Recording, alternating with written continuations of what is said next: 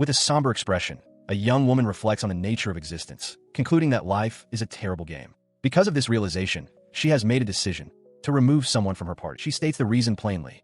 He can no longer keep up with their battles. Her words hang in the air between them. The two stand facing each other on a city overpass, the urban sprawl stretching out behind them. The woman, Hagane Ko, a level 254 Valkyrie and leader of the Holy Sword Party, asks the young man if he can hear her. The man, Kaikeru, looks away, his expression troubled. His own status reveals a stark contrast. Kajura Kaikeru is a trap master, only level 75, though also affiliated with Holy Sword. Hagane's gaze softens as she reminisces about her arrival in Tokyo, recalling how the four of them climbed the ranks together right away. She continues, explaining that she had expected Tokyo to be crawling with monsters, but found it was just another big city where people and fortune gather. Now, she says she understands. Looking at Kaikeru, she clarifies that this was her personal decision, and that she has not yet told the other two members of their party. He processes the finality of her words. Expulsion, he murmurs to himself. He acknowledges that a leader has the right to expel anyone, but notes that such an action usually tarnishes a party's reputation. His head lowers in resignation. He begins, admitting that he should have been the one to bring it up himself, his sentence trailing off. He listens as Hagane Ko acknowledges his stubbornness, a trait he's possessed since childhood. She then instructs him to handle the necessary paperwork for his departure. She continues, offering to transfer a quarter of the party's shared assets to his account as compensation for the trouble she's caused, suggesting he use it to equip his replacement. He flatly refuses the offer. With a final look, he tells her it's been fun and bids her goodbye. Her eyes glisten as she returns the farewell. As he walks away, he reflects on the decision, admitting to himself that he already knew it was coming. Their recent dungeon expeditions had felt like suicide missions. A memory surfaces of a recent battle, a near-fatal encounter where a single grazing blow would have ended his life. It was only because of his friend's intervention that he survived. The fear of leaving them behind had paralyzed him, preventing him from quitting on his own terms. He continues his solitary walk, recalling how the disparity in talent has been a constant theme throughout his life, from the moment he was born to the day he first entered a dungeon. Despite this, he grits his teeth, a silent but hanging in his thoughts. Stopping on an overpass, he looks up at the sky, the unspoken thought finally taking form. All he wanted was to stay with them for just a little longer. And so, with that quiet wish lingering in the air, Kajura Kaikeru was officially expelled from the Holy Sword Party. Later, inside a public building, he overhears the whispers of others. They comment that his dismissal was long overdue, expressing surprise that he was ever part of Holy Sword to begin with. He grimaces, realizing how quickly gossip travels. Walking through the city streets, his thoughts turn to his job class, Trap Master. He scoffs at the title, concluding that with such a role, it was no wonder he was dragging down the geniuses in his party. He stumbles on the street, bumping into a passerby. It's Ko. He quickly apologizes, but she walks on, seemingly not even noticing the contact. He watches her go, reflecting on her strength as an adventurer. As he continues on his way, his thoughts drift to the state of the world. For 40 years, strange holes have hung in the sky. In this new reality, he muses, those who fall behind are simply left there. It has been 4 decades since these holes first tore open the sky above Tokyo. In that time, a new breed of human emerged. Those with special abilities who came to be called adventurers. He finds himself on a train where a broadcast discusses the future of humanity in dungeons.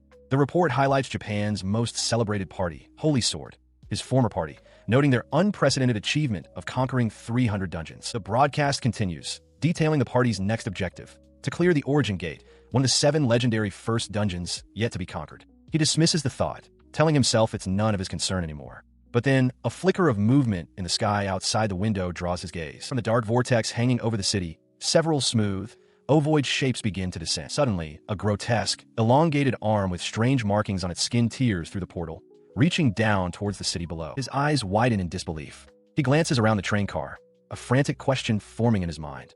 Can anyone else see this? Outside, the monstrous hand now brandishes a glowing, ornate spear. With a deafening roar, the spear strikes. The world erupts in a shattering glass and twisted metal as a voice screams for everyone to run. In the silence that follows, only wreckage remains. The train car is a mangled tomb of steel and debris. Amidst the wreckage, Kaikeru screams, blood dripping from his lips. He watches the sky where the portal had been, realizing the creature that attacked has vanished. He wonders in disbelief if the assault could have come from the Origin Gate, a thought he immediately dismisses as impossible. His strength fails him, and he collapses onto the rubble. A desperate thought consumes him. He must warn the girls, his former party, before they get hurt. He weeps in frustration, questioning why he couldn't keep up, lamenting that if he was going to die, he wished he could have stayed with them until the end. As he lies there, a pair of feet stops just in front of his face. Looking up, he sees a woman with extraordinarily long, light-colored hair. She stands over him, clad in a dark, intricate gown whose lower half seems to be made of writhing tendrils. She smiles faintly, remarking on what an unsightly state he is in for a chosen one. She adds that the fact he was able to see the creature must be a sign of fate. He remains on the ground, his head resting on the debris, barely able to comprehend her words. Gathering what little strength he has left, he asks who she is. The woman pauses thoughtfully, suggesting she might be a god, or perhaps a demon. Her gaze remains locked on his as she simply says, "Let's see." Her eyes, which hold a strange, flower-like pattern, seem to stare directly into his soul. She leans in, her voice a near whisper as she poses a question. "You want it, don't you?" Without waiting for a reply, she asks if they should begin. At that moment, dark tendrils of energy lash out from her and wrap around Kaikeru, lifting his limp body into the air before her. She pulls him closer, her hand gently supporting the back of his head as she presses her lips against his. A powerful shock courses through Kaikeru's system. He lets out a strangled grunt, his eyes wide with surprise as an unknown energy surges into him from the point of contact. He convulses in midair, hunched over from the overwhelming influx of power. All the while, the mysterious woman watches with a faint, knowing smile. He finds himself back on the ground, the strange woman's words echoing in his mind. She tells him she has bestowed power upon him, but has no expectations, urging him to live freely. As she vanishes, he questions if the encounter was merely a dream, only to discover with a start that his wounds have completely healed. Pushing himself up from the debris, he hears a familiar voice. Ko is carefully making her way down the treacherous wreckage, calling out to check on his well-being as he struggles to his feet. As she descends, the unstable ground gives way. A massive slab of concrete breaks loose, threatening to crush them both. Ko screams as the debris plummets towards them. His eyes widen in alarm. He recognizes this as another trap. Desperately searching for a solution, his mind races to find a way to survive. His attention locks onto a specific option that appears before him, an arrow symbol. He stares at it, confused, trying to comprehend its meaning in the split second he has left. The realization hits him. This skill is new. A memory of the tendril-clad woman flashes through his mind, her declaration of giving him power. He wonders if this strangely displayed arrow symbol is the unique ability she spoke of. With no time left for deliberation, he acts. He shouts, activating the power, and a massive, glowing sigil emblazoned with a downward arrow materializes on the face of the falling slab. He yells for Ko to get down. The symbol's power takes hold, violently wrenching the colossal piece of wreckage from its path and slamming it into the ground a safe distance away. The immediate danger is averted. He looks up towards the sky, a faint residual trace of the sigil still visible. He contemplates the power he just used, understanding it to be a trap that can manipulate the movement of objects. Elsewhere, at the scene of the disaster, two investigators discuss the event. The older of the two presses his younger colleague, questioning the report that a giant arm, not an accident, caused the destruction. The younger man confirms this, but adds that no one witnessed it, reasoning that if something so massive had emerged from the origin gate, it would have caused citywide panic. He tells the young man to keep his words in mind, waving him off with a dismissive okay. As Kaikeru turns to leave, the investigator reminds him that he is no longer part of Holy Sword and should leave the matter to others. Later, in a forest near Tokyo, Kaikeru reflects on the futility of the conversation. He realizes the investigator wouldn't have believed him even if he had tried to explain, and wonders what he could have done against such a threat anyway. With a new resolve, he decides he's changed his mind. He now stands before a small, boar-like creature, his determination hardening. He resolves that if this is something that can help Holy Sword conquer the origin gate, then he will do what is necessary. The creature, a rank melon board, stares back defiantly. Kaikeru sees this as a test, a chance to see if he truly has what it takes to stand beside his former comrades again. He springs into action, activating a trap. A massive blade erupts from the ground, slashing through the air, but the melon board deftly leaps aside. Kaikeru grimaces, realizing it won't fall for his traps so easily. He retreats, putting distance between himself and the creature. As a trap master, he cannot attack on his own. His power comes from luring monsters into his traps to earn experience. This reliance on indirect combat is why they are considered weak. Yet, Kaikeru remains focused, having faced many such enemies before. He prepares another trap, confident that if he stays calm, he can predict the creature's movements. But he doesn't just rely on prediction. Activating his arrow symbol, he sends a melon board hurtling through the air, its trajectory now under his complete control and aimed directly at his waiting trap. The creature has no time to react as it is slammed down onto a bed of sharp spikes that erupt from the forest floor, impaling it instantly. From a distance, Kaikeru watches the result of his strategy. He looks down at his hand, acknowledging his own weakness. He is not used to fighting at close range. However, a crucial realization dawns on him.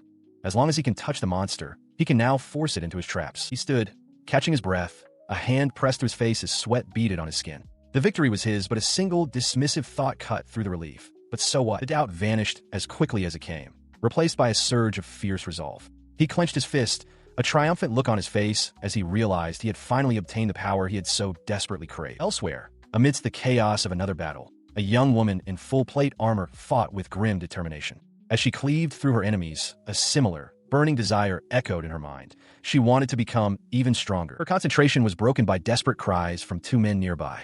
They pleaded with Eroju-sama to leave them and save herself, but she furiously roared back at them to be quiet, claiming their shouts were a distraction as she stood alone against a horde of monsters. In a cavernous area, a massive horde of small, goblin-like creatures swarms forward. In the midst of the chaos, the armored knight holds her ground, her shield deflecting multiple blows. One of the miners she is protecting desperately yells for her, urging her to leave them behind and save herself. Despite his plea, her face is a mask of grim determination, smudged with dirt. She acknowledges his words, but is overwhelmed by the sheer, seemingly endless number of assailants. Elsewhere, in a sun-dappled forest, Kajura Kaikeru is enveloped in a soft glow of energy. He realizes with a start that he has leveled up. It has been a while since he managed it on his own, and he reflects that he has been relying on others for too long. His thoughts are interrupted by the faint, metallic clang of battle in the distance. He pauses, realizing with a jolt that he shouldn't stray too far from his designated area. As the sound echoes again, he looks up towards its source. It is a known fact that ever since the first gates appeared, monsters from those realms have been slowly but surely invading this world. His gaze sharpens, pinpointing the origin of the noise. It's coming from a dark cave nestled in the nearby rock face. He moves closer, hearing the distinct sounds of combat growing louder. He realizes someone is fighting in there, which is strange. He had thought this particular area was unmonitored. Listening intently, he discerns the clash of weapons against shields. From his sound alone, he deduces they are completely on the defensive and in serious trouble. He considers contacting the association, but then hesitates, knowing that in the worst-case scenario, he could encounter monsters far stronger than the one he just fought. His brow furrows with indecision. His first instinct is to stay put, reasoning that reinforcements are coming and he should just wait. But that thought doesn't sit right. He breaks into a determined sprint towards the cave. Running away isn't the right choice. He has no idea how powerful the monsters are, and even if the armor is heavy, he should wear it. The only choice is to get there and help. He arrived just in time, stomping his foot down to activate a magical sigil on the ground.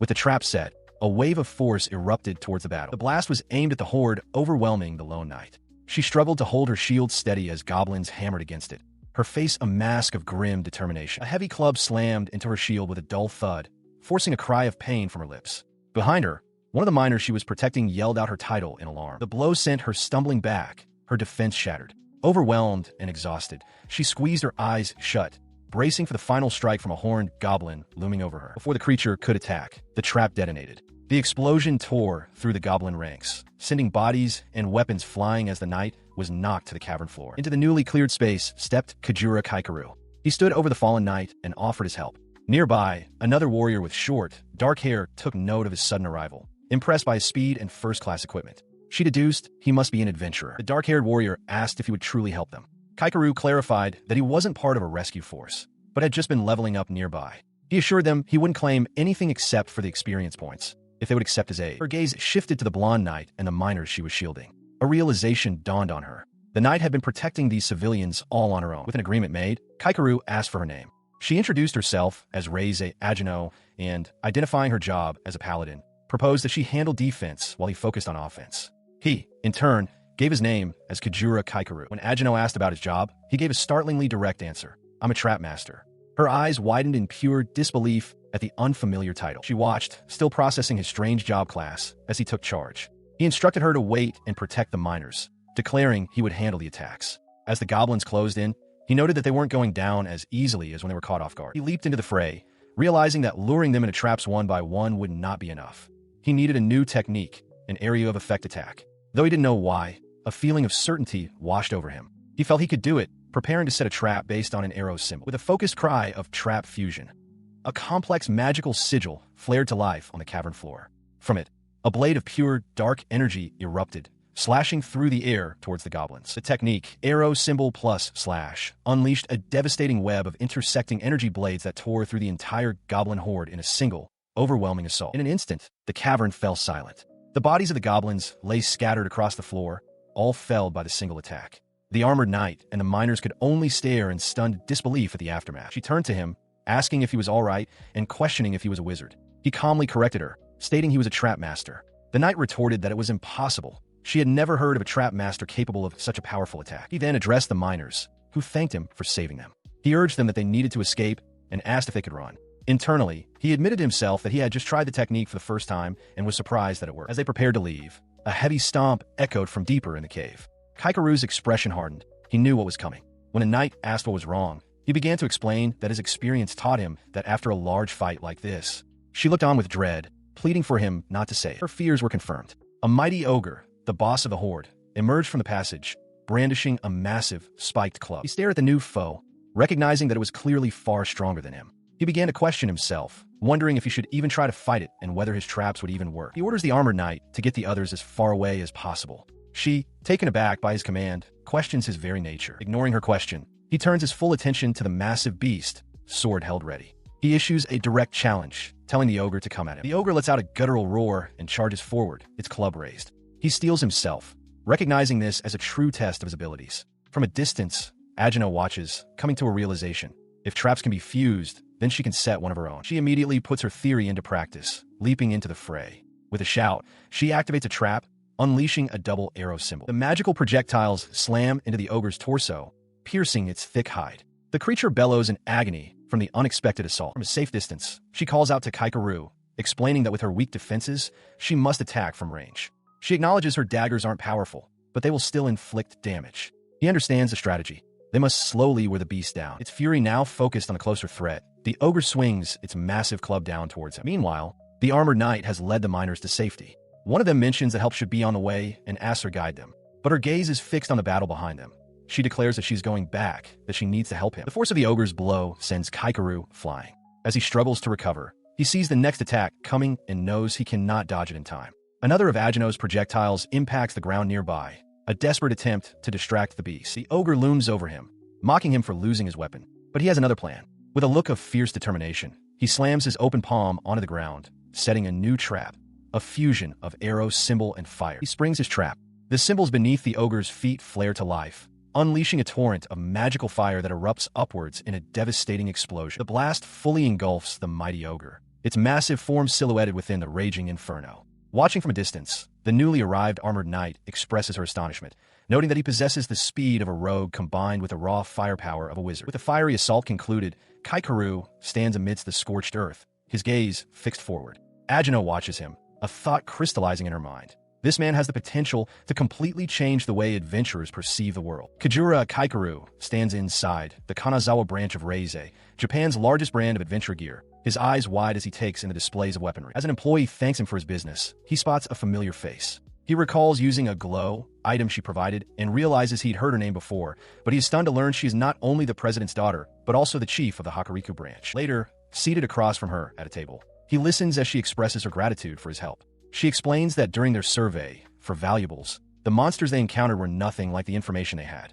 He finds this odd, questioning why a branch chief would be assigned a bodyguard duty. She explains that because she sent her subordinates into a dangerous situation, she felt compelled to take on the role herself. This was especially true, she adds, because she only received her position through her family. He listens quietly, concluding that she must often face accusations of nepotism. Her tone shifts as she states that thanking him wasn't the only reason for their meeting. She proposes they talk business, leaving him looking perplexed. Leaning forward slightly, she makes her offer directly. She wants him to sign a sponsorship contract with her. He expresses his confusion, pointing out that he has no public relations value and wouldn't look good on a poster. She clarifies that her offer isn't for marketing. She intends to support him directly. This only deepens his confusion, and he asks for her reasoning. With a steady gaze, she reveals her ambition for him. Let's see. She begins, become the strongest there is. He is taken aback by her declaration. He internally questions her judgment, thinking she should be seeking a top ranker like Holy Sword, not someone like him. He then confesses that he was expelled from his previous party. Unfazed, she calls it an investment, stating she has no intention of supporting a loss. She calmly asks why he was expelled. He looks down, admitting it was simply because he was too weak. After a moment of thought, she lowers her gaze and delivers her verdict on his former comrades. In that case, they must be blind. She watches him, her expression unreadable, as he clenches his fist and insists that she not badmouth his former comrades. He immediately softens, apologizing and admitting it wasn't his place to say anything. He understands she was only trying to cheer him up. In response, she offers a reassuring smile, stating that she doesn't mind his expulsion, so long as no crime was committed. She adds that she doesn't care if he isn't particularly strong either. He looks up, taken aback by her acceptance, and begins to question her reason. His gaze falls to the table as a single word echoes in his mind: stronger. The resolve hardens into a promise to himself. He will grow stronger, not just in body, but in mind as well. With this newfound determination, he stands and formally accepts the contract. The branch chief smiles, pleased, then casually asks which party he used to belong to. His answer hangs in the air as the scene shifts to the city outside, the Holy Sword Party. The branch chief is utterly stunned by the revelation. Meanwhile, far from the city, a member of that very party. Hagane Ko sits atop the remains of a colossal beast, her thoughts turning to the one who is no longer with them, Kaikeru. She gazes out over the desolate landscape from her perch on the monster's massive skull, wondering to herself if he is doing all right. She recalls a conversation with her Holy Sword teammates, Itomi Kukuri and Ashitara Yukiko. Kukuri had stated that it was for the best, reasoning that they couldn't continue exposing Kujira to danger simply because of their own selfish desires. Yukiko had solemnly agreed. As Kukuri walked away from her through a shallow stream, she had offered a final piece of advice, telling Ko not to blame herself for the decision. But Ko had no intention of forgiving herself. She internally acknowledged her role in the matter, admitting that she was the one who had cut off Kaikeru's life as an adventurer. Kukuri, noticing her somber expression, had simply remarked on how serious she always was. Kukuri then posed a startling question, asking if Ko had proposed to him at the same time she fired it. She elaborated, musing that if Ko had tried to soften the blow with a dramatic declaration, like claiming she wouldn't be able to live if he died, the outcome might have been surprisingly positive. Flustered by the thought, Ko silently insisted there was no way she could have done such a thing. Kukuri continued her analysis, questioning if Ko was the difficult type of woman who just hopes a man will figure out her feelings on his own. Kukuri laughed, wondering aloud how the situation had become so complicated, and lamented that in the end, no one confessed their feelings. Yukiko chimed in, agreeing that it had been a good opportunity for them to get together, but that Ko had put the cart before the horse. Kukuri then grew more philosophical, warning Ko that while it might feel like it only happened yesterday, time would pass, things would change, and before she knew it, they would find themselves far apart. The memory fades as Yukiko's voice brings Ko back to the present. She mentions a rumor she heard about plans to take on the Origin Gate, a statement that startles Kukuri. Ko confirms that the rumor is true. She reveals it is a plan for conquering the Origin Gate, a strategy that was recently shared exclusively with the leaders of the top-ranking parties. A powerful energy seems to emanate from her as she speaks. She explains to her companions that there will be an election test in the fall around December. If they are recognized as powerful enough to join, it will be publicly announced. Her words hang in the air as she and Kukuri exchange a look, both contemplating the future. It is Yukiko who breaks the silence, making a bold suggestion. They should all quit being adventurers after they conquer the Origin Gate. She continues, her gaze distant as she reveals her personal motivation. She wants to take Kaikeru and move to a country that allows polygamy. Kukuri turns to Ko with a smile, amused by their friend's declaration, and asks what on earth she is talking about. Elsewhere, Kujira Kaikeru arrives before a traditional building cordoned off with Kipyayuti tape. Accompanied by a woman in a maid's uniform, he questions if this is the dungeon. The woman in the maid uniform answers him, confirming that Lady Aquino has transferred the rights to this dungeon to him. She introduces herself as Toga Natsum, the inspector in charge, explaining that she hadn't expected to be assigned to a low-rank dungeon like this. She clarifies that she is only present for observation and will not be able to help him. As Kujira acknowledges this, he draws his sword. Natsum wishes him luck. He enters the dungeon, sword drawn, immediately engaging monsters. He resolves to first confirm the range and cooldown of his abilities before dedicating himself fully to fighting practice. His practice leads him to a large, ornate door. He reflects that he has never entered a boss room alone before. He realizes that if he can master his arrow symbol ability to strengthen himself, he might be able to fight on par with someone of a fighter-type job. He thought of Ko, Yukiko, and Kukuri. He had wanted to ask them to wait for him, but now he resolved to catch up to them instead. Before him, a formidable foe materialized, a rank B goblin general, flexing its power with a crack of its knuckles. The creature immediately unleashed its power, causing the very ground to erupt in a barrage of sharp spikes. He deftly dodged and parried the assault, quickly understanding that the entire chamber was the monster's weapon, preventing him from closing the distance. Frustrated, he knew he had to find an opening. His goal was clear: get close enough to crush its armor with one decisive hit. He continued to weave through the deadly projectiles, searching for his chance. That chance arrived. Leaping high above the field of spikes, he declared the monster's assault was over. Now it was his turn. He channeled his power, unleashing an arrow symbol slash. The empowered slash descended like a meteor shower, striking the goblin general and forcing a pained roar from its throat. As the creature reeled, he announced that the trap was now set. In an instant, a far more potent ability activated, the arrow symbol quartet, multiplying his power fourfold. The resulting strike was absolute, cleaving the goblin general cleanly in two from head to toe. As the monster's form disintegrated into motes of light, he stood in the quiet aftermath, his gaze falling upon the item it had left behind. He examined the drop, a ring imbued with a fire trap. While he acknowledged he could make use of it, he ultimately decided it would be better suited for Reize. Stepping out of the dungeon, he found the entrance cordoned off and a welcoming party waiting. Reize, Kukuri, and Natsum stood by, while Ko watched from slight distance. Ashitara Yukiko, unable to contain her excitement, rushed forward, joyfully shouting that he had finally come out. Inside a cavern, Kujira Kaikeru stands cloaked in shadow as shimmering particles dissipate before him. He identifies the remnants as a monster drop. He examines a ring left behind, noting its fire trap ability. While not entirely useless, he considers it a modest gain, perhaps something he could give to Reize. He proceeds deeper into the dungeon, surrounded by glowing spheres of energy. He reflects on his progress, acknowledging that while it's slow, he is definitely leveling up. As he emerges from the dungeon entrance, a young woman with long, dark hair rushes toward him, exclaiming with relief that he is finally out. The girl's eyes sparkle as she admires his new cloak, calling it pretty and saying it suits him well. She marvels at it, noting she's never seen gear like it in shops, and excitedly asks if it's a rare drop. She continues, explaining her curiosity about the kinds of people who enter dungeons. Nearby, Toga Natsum explains to a companion that she had warned the girl it was a private dungeon, but was ignored. Kaikeru looks on, completely bewildered by the girl's forwardness. With a bright smile, the girl introduces herself as Tsukage's Tsukasa, adding that she is 14 years old. Kaikeru quietly processes this new information, realizing she must be an adventurer. Tsukasa then suggests they trade contact information, complimenting him on his apparent strength. He observes her, thinking she seems new to this life and how unusual it is to see an adventurer so young in Tokyo. He turns away dismissively, stating that he doesn't even know her and admonishing her for being so careless with her information outside of a formal raid. As he walks off, she runs after him, declaring that she is a rank B assassin. She catches up, pleading with him and explaining that she needs a partner for a dungeon exploration. To prove her point, she presents her adventurer card, revealing her rank. Kaikeru is stunned. She's ranked higher than he is. He asks her about her friends, wondering why her classmates who are also adventurers don't accompany her. Tsukasa explains that they won't go all the way with her, as the places she wishes to explore are deemed too dangerous. He then questions why she doesn't simply explore solo, but she replies with a gentle smile, admitting that being alone is lonely. With a sigh of resignation, he agrees, but warns her not to call him constantly, as he is busy. Tsukasa erupts in a cheer of yay as they exchange contact information with a quick flick of their cards. As she turns away, a triumphant thought echoes in her mind.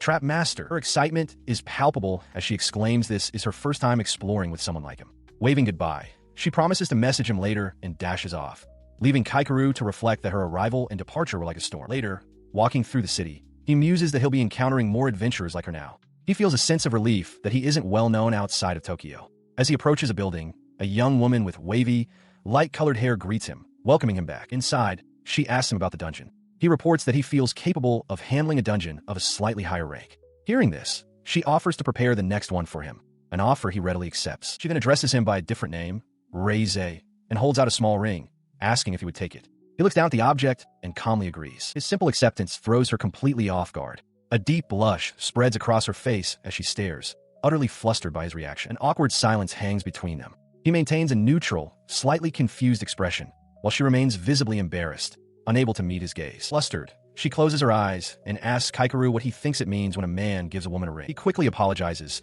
explaining that he didn't mean anything by the gesture. He only saw the ring as a piece of equipment from the day's dungeon.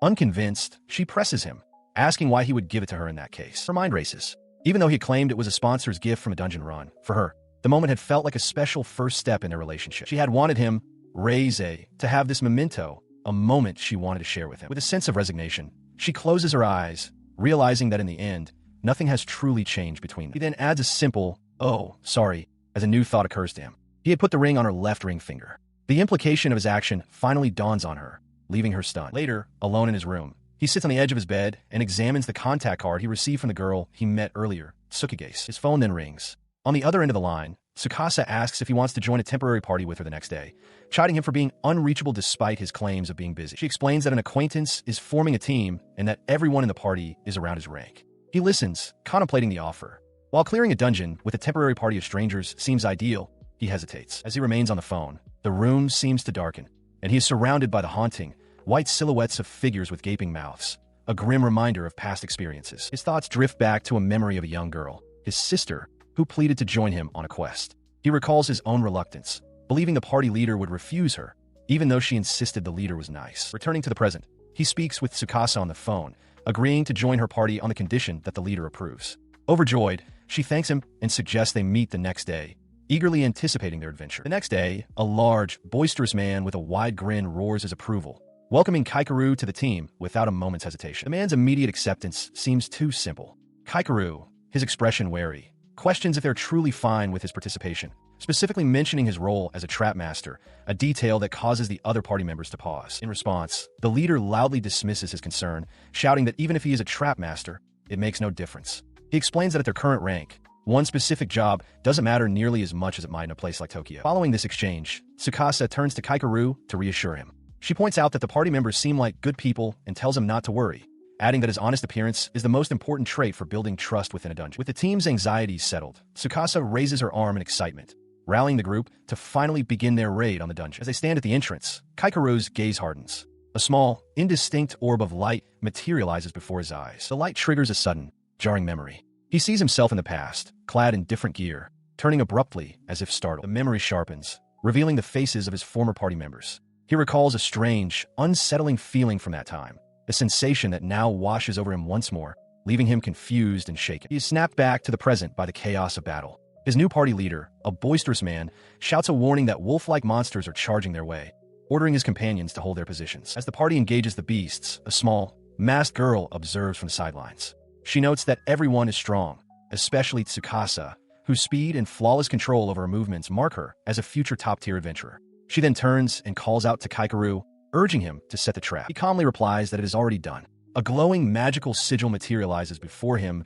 as, moments later, one of the charging wolves is violently impaled by dark spikes erupting from the ground. His other party members, the blonde man and the man with glasses, watch with approval, remarking that it was not bad. While Tsukasa cheers for the next wave, the boisterous leader complains that the older members need a rest. Kaikeru, however, remains troubled. He wonders if the strange feeling he had earlier was just his imagination, given how smoothly everything is proceeding. The party presses onward through the dense forest. Tsukasa observes that they have made good progress and that the boss room should be close. As they walk, the boisterous leader glances back over his shoulder, his expression turning serious and calculated. A thought crosses his mind. It is about time. In a sudden move, he lunges and grabs Tsukasa, restraining her in a tight grip. Kaikeru is knocked aside. The leader sneers that even a high-ranked adventurer is just a scrawny punk once caught. The blonde man warns Kaikeru not to interfere, confident he could not stop them anyway. As he recovers, Kaikeru has a sudden realization. He finally understands the source of his earlier unease, the distinct sound of high-rank gear, a sound he has heard too many times. He confronts the leader, questioning if he is disguising his equipment to appear low-rank. His sword now leveled at the three men, Kaikeru makes his accusation clear. He declares that they are not adventurers at all, but bandits. The leader continues to hold Tsukasa captive, a confident smirk on his face as his allies stand ready. He stood firm, his expression hardening as Tsukasa reeled from the revelation. She couldn't believe they were bandits, realizing they had been the targets all along, lured in by the pretense of being at the same level. Kaikeru's assessment was colder. Judging by their movements, they were clearly not C-rank, and they possessed high-rank gear. Tsukasa, held captive, couldn't reconcile their earlier kindness with this betrayal.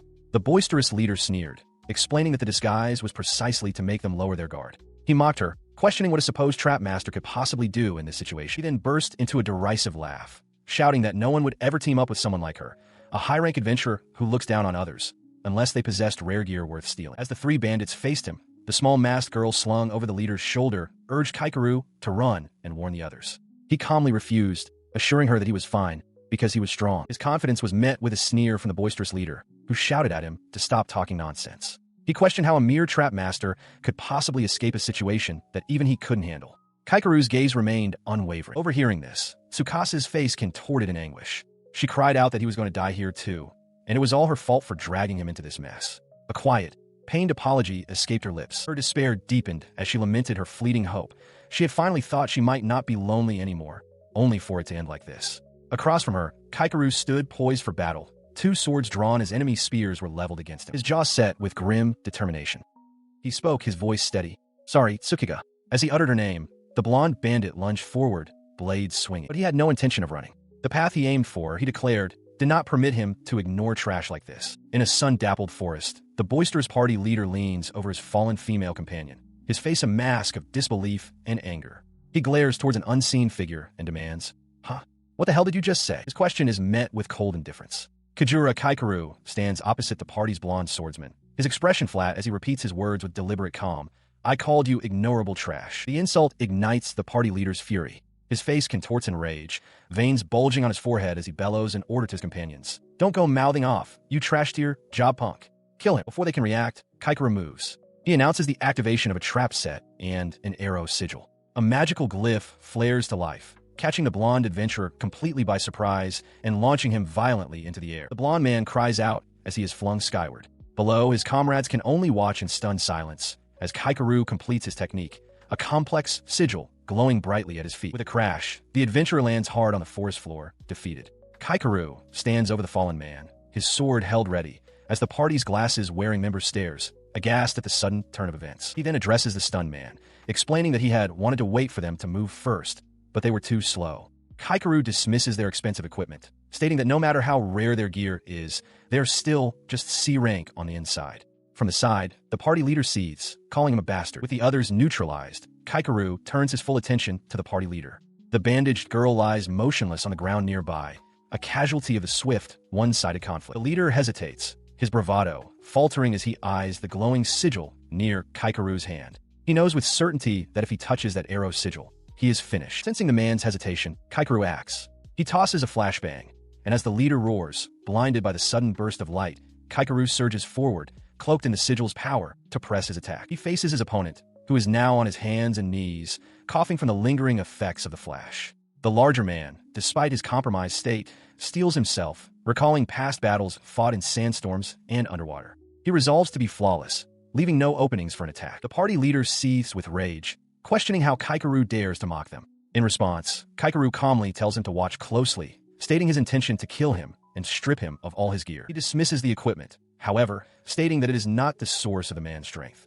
The party leader looks down at his own gear, reflecting that he took it all from people who had mocked him in the past. That, he believes, is how he became strong. His conviction hardens into a furious roar. He proclaims that the ones who survive are the strong ones, and since he beat those other challengers and won, he has proven his strength. Kaikeru flatly rejects this philosophy. He declares that the man didn't win. He lost due to a weakness of the heart. As he speaks, he lunges forward, his cloak dissolving into dark fragments while a complex sigil materializes on the ground beneath his opponent. The sigil flares as he closes the distance in an instant. He rushes past the larger man, their bodies brushing against each other in a single, swift motion. In the next moment, he is behind the party leader, grappling him from the back, his opponent's face frozen in surprise. With his opponent immobilized, Kaikeru speaks, his tone contemplative. He muses that the lessons they both learned growing up were likely not so different, recalling the most important trait for a dungeon explorer: the need to entrust your back to someone. The confrontation fades, and the scene shifts back to the campsite. Tsukage's Tsukasa speaks to him, explaining that she had called for backup. She reports that no monsters appeared, and that she is feeling fine now, concluding that even if his aggressive display had been a bluff, it ultimately saved them. He watches the other party members carry their defeated leader away, remarking that the camouflage cloth was a great help. With all his gear, he notes the man won't die so easily. Tsukasa quietly agrees. Tsukasa then turns to him and apologizes. He correctly guesses it's because of the other party leader's accusation that he had dragged her into the situation and tells her not to worry, confessing that he was actually glad she had invited him. He then takes stock of their situation, noting that their party has been reduced from 5 members to just the 2 of them. With a sigh, he suggests that they should probably call it a day. She, however, looks at him with renewed determination, asking if they really can't continue. She insists that she doesn't want to end the day on such a low note. Seeing her resolve, he asks if she will continue to run the dungeon with him. With a bright expression, she immediately agrees. Internally, he feels a sense of relief, glad to see that her spirit remains unbroken. With their decision made, Tsukasa enthusiastically urges them forward, and the 2 venture deeper into the wooded dungeon. Unseen by the pair, Toga Natsum observes them from a distance. She had been prepared to jump in if anything happened, but now realizes with some relief that her intervention wasn't necessary. Satisfied, she decides it's time to file her report. As she prepares to depart, the scene below shows Kaikeru and Tsukasa mid-battle, effortlessly dispatching a pack of wolf-like creatures. Tsukasa expresses her amazement at his skill, asking if it's a unique ability. He confirms that it is, explaining that he had kept it hidden as a trump card. She then asks if he feels it's alright to reveal such a skill to her. He looks away, claiming it was just a slip-up.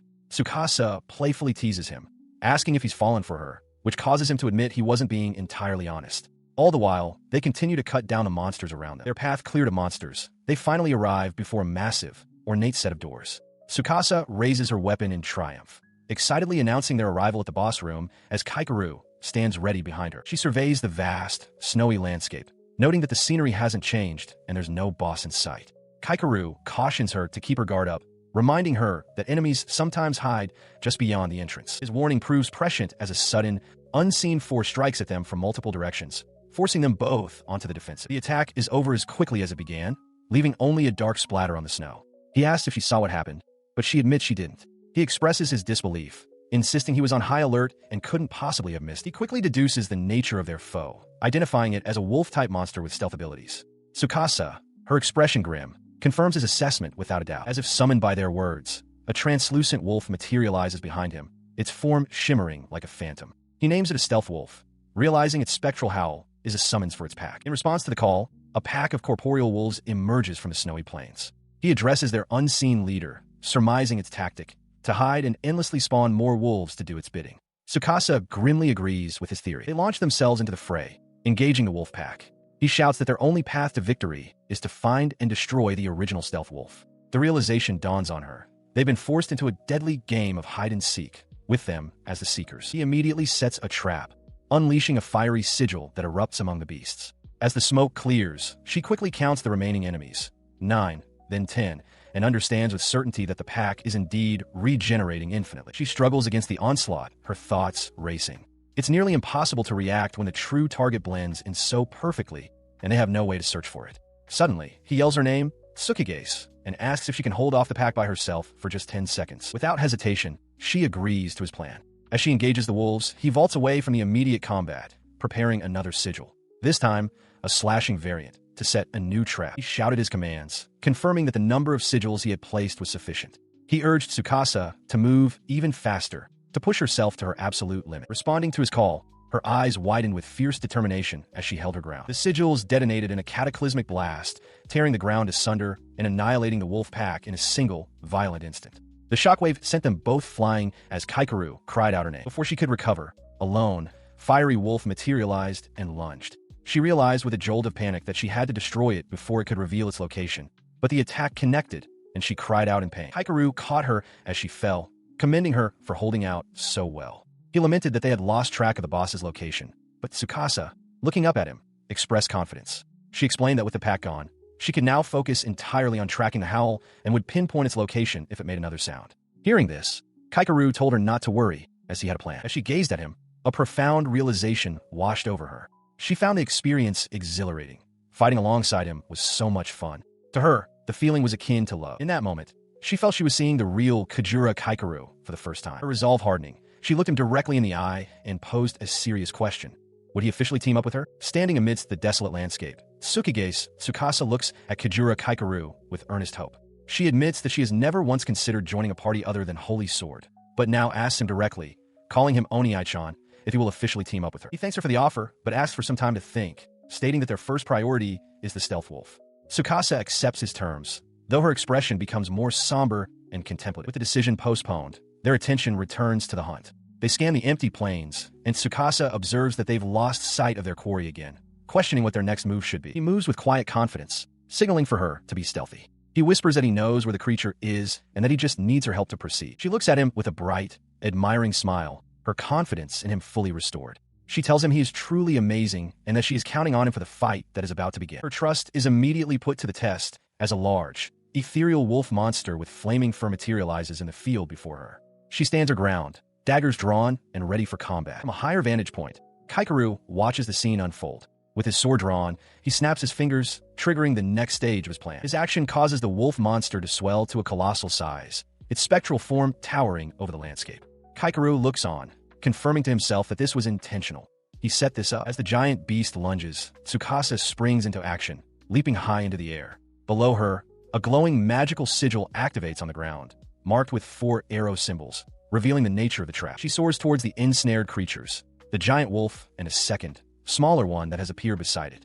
From his perch, Kaikeru watches as his partner descends to strike. She plunges downward, a blur of motion. Kaikeru, watching from a distance, can barely track her movement. Despite her incredible speed, he has faith that she will strike true. With a determined cry, she commits to the attack. As she descends through the shimmering energy of the trap, her expression is one of pure focus. With daggers drawn, she prepares to deliver the finishing blows to the ensnared beasts below. The attack concludes, and the monsters are defeated. Kaikeru rushes to her side, calling out her name. He looks at her, seeking confirmation. We did it. She stands silently for a moment amidst the fading motes of light, the remnants of their vanquished foes. Turning to face him, a soft smile graces her lips. Thanks, Oni-chan, she says warmly. Sometime later, outside the Reize building, the events of the battle are recounted. The listener, understanding the situation, acknowledges what happened. On a terrace cafe, the branch chief sits with Kaikeru and Tsukasa. She expresses her simple gladness that they both returned in one piece as Toga Natsum approaches with a tray. The branch chief addresses the maid directly, surprised to see Toga Natsum. Natsum explains that she works as a maid when not on observer duty. She then turns to Kaikeru, expressing her profound relief at his safe return, much to his surprise. As Tsukasa watches them, slightly unsettled, Kaikeru turns to her. He asks if she thought Natsum's maid outfit was just a hobby, which she quickly denies. He admits, however, that he also found it strange she wasn't wearing her usual observer's uniform. He stands beside Tsukasa, who looks up at him and asks if he is nervous. He seems to acknowledge that her guess is at least partially correct. The group is now seated at a cafe table, with Toga standing attentively nearby. He turns to Tsukasa, asking if she gets along with everyone at the branch. She ignores his question, leaning forward with an intense gaze. She reminds him that she still hasn't received his answer and asks again, directly, will he form a party with her? He looks away, apologizing for making her wait. The branch chief, overhearing the exchange, expresses her surprise, clarifying if they were indeed discussing forming a party. He finally gives his answer, stating that he has no intention of forming an official party. Tsukasa then explains that she already has a party she once belonged to, and her ultimate goal is to reunite with them. Hearing his refusal, the branch chief interjects, questioning his reluctance and suggesting that it should be fine. She elaborates on her point, listing the many benefits of forming a party. Not only does it allow for more effective leveling, but the coordination required also makes one stronger. She warns Kaikeru that if he continues to work solo, he'll never learn to properly use skills designed for team combat. She then connects this directly to his own ambitions, stating that if his goal is to rejoin the group known as Holy Sword, then accepting Tsukasa's offer is purely beneficial. He bristles at the suggestion, asking if she truly expects him to take advantage of Tsukasa's kindness, knowing full well that he would eventually leave her. Tsukasa, meanwhile, reacts with shock upon hearing the name Holy Sword. Before the argument can continue, Tsukasa looks directly at him and states plainly that she doesn't mind. Her expression brightens, her eyes sparkling with determination. She declares that if his condition is the only way they can form a party, she will gladly accept it, refusing to let something so trivial prevent them from teaming up. He listens, his own expression unreadable. He reflects on his belief that he always learns from others and contemplates what it would mean to form a party with someone other than his old comrades in Holy Sword. His mind made up, he formally addresses her. He states clearly that he would like to team up with her, Tsukigase. He confirms his decision. Tsukasa, seeking final assurance, asks if he understands that he'll be helping to fulfill her dream. As the branch chief declares the matter settled, Tsukasa beams and shouts her glad acceptance. With the agreement settled, Tsukasa immediately turns to the branch chief, asking if she, Reise, would consider joining them as well. She looks surprised by the invitation. The branch chief explains that she had tried to let go of her own reservations and asks Tsukasa if she would mind her joining. Tsukasa responds with delight, exclaiming that the more members, the better. The branch chief then formally accepts, stating that they do need a tank, after all. At her agreement, Tsukasa leaps to her feet with her arms thrown wide in celebration. She cheers that it's finally their party, a dream come true. The excitement settling, the branch chief takes charge of the logistics, offering to handle the paperwork. She then poses the first official question, what should they call their new party? Tsukasa immediately looks to Kaikeru, insisting that he should be the leader and make the decision. He considers the question, his gaze distant and thoughtful. After a moment of quiet contemplation, he provides a one-word answer, vestige. He explains his reasoning, admitting that while chasing the past can be embarrassing, it is currently his greatest motivation. The name is met with approval. Tsukasa thinks it sounds cool, and the branch chief agrees it's a good name. With that, the branch chief declares them the party members of Vestige. Tsukasa, seizing the moment of friendship, suggests they all exchange contact information. As she stood with her new party, the branch chief read from a file, stating her name and age. Tsukigase Tsukasa, 14 years old. Her eyes widened as she stared at the branch chief, a mistaken thought forming in her mind. Male. This prompted Kaikeru to laugh, telling Tsukasa he knew she wouldn't be able to tell that the branch chief was a girl. As the chief chuckled along, a flustered Tsukasa pointed and exclaimed in disbelief, "You're a boy?" Meanwhile, in a high-rise office overlooking the city, Reise Agino received the news. She processed the information with a neutral expression. Kaikeru had formed a party. Elsewhere, Ashitari Yukiko gave a report to Toga.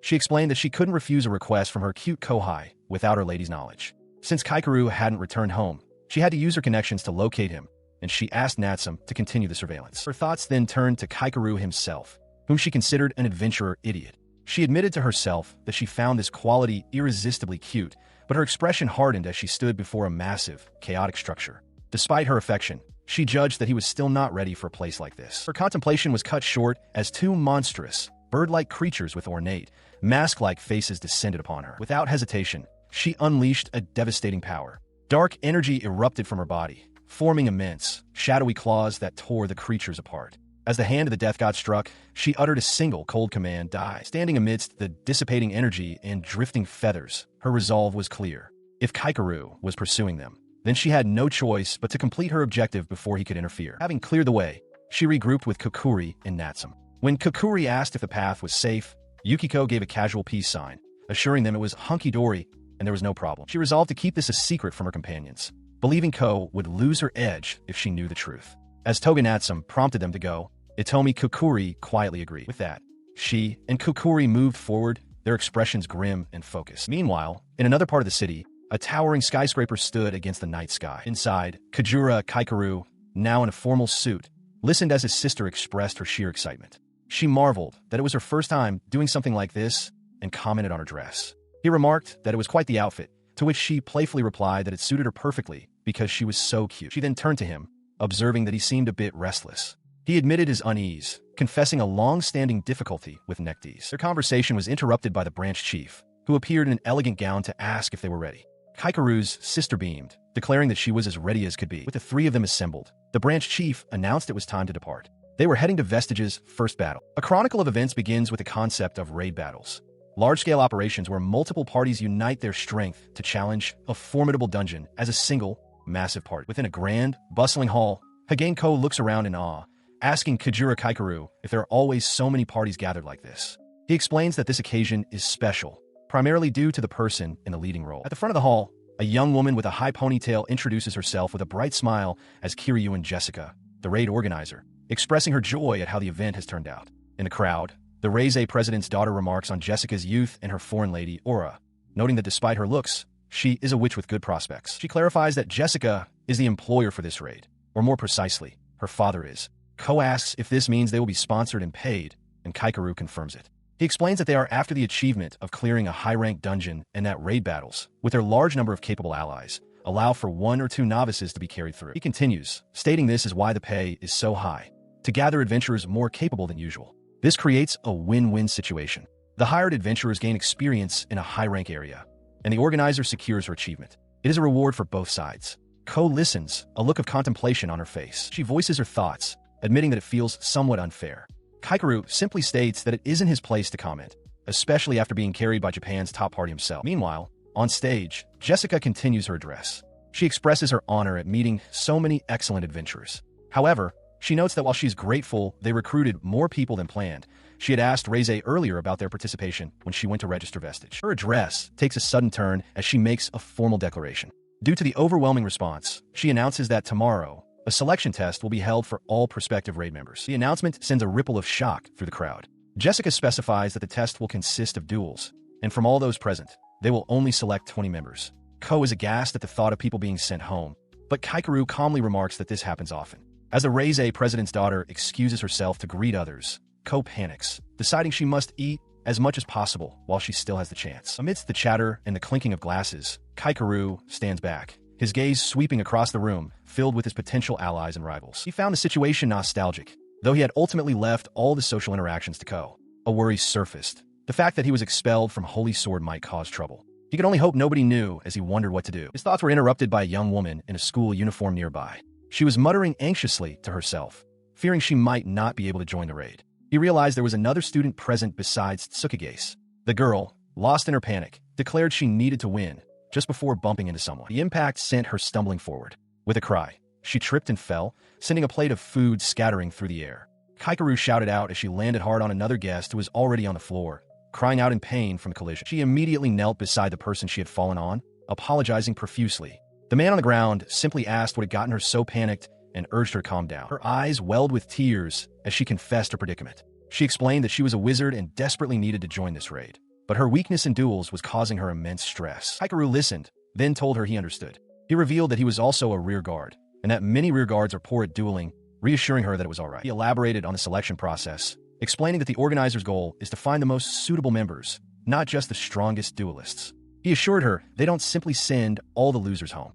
As long as she could be paired with someone who helped showcase her abilities, she could still join even if she lost. The girl was taken aback, questioning if that was truly the case. Handing her a fresh plate of food, he advised her not to panic so much and to just focus on putting on a good show. He added a light-hearted warning not to spill any more food. Taking the plate, she thanked him, admitting his words had managed to calm her down a little. Kaikeru reflected on his own advice. While he had said those things to her, he knew that as a C-rank trapmaster, he practically had to win. They both agreed to do their best. Across the room, Kiryu and Jessica spotted Reize Agino and called out to her, expressing her delight that her friend was joining. Agino congratulated Jessica on organizing the event. She stands with another young woman, her gloved hands clasped tightly, a sign of her underlying nerves. The woman asks if she is scared, but Jessica Kiryuin confirms she came because it is the other's time to be in the spotlight. Reacting with a slight blush, she bristles at being treated like a child. She declares that once the current affair is over and her father leaves the company to her, they will finally be equals. The branch chief simply agrees. The branch chief then turns her attention to Reise Agino, stating that she accepted Kaikeru based on Agino's recommendation. However, she voices her doubts, questioning if it was truly wise to have a trapmaster join their ranks. Agino insists she just explained his value, but the branch chief playfully dismisses her, retorting that Agino is still just a kid and doesn't yet understand Kaikeru's true worth. Meanwhile, in the dueling arena, Kajura Kaikeru is declared the winner. He stands over his defeated opponent, internally lamenting that he had to resort to using his arrow symbol and hoping no one noticed his discreet use of the skill. From the stands, a man identified as Raid Commander Hayudu watches intently, wondering about the strange attack he just witnessed. Beside him, a young girl with her hair in buns complains about someone losing to a mere trapmaster,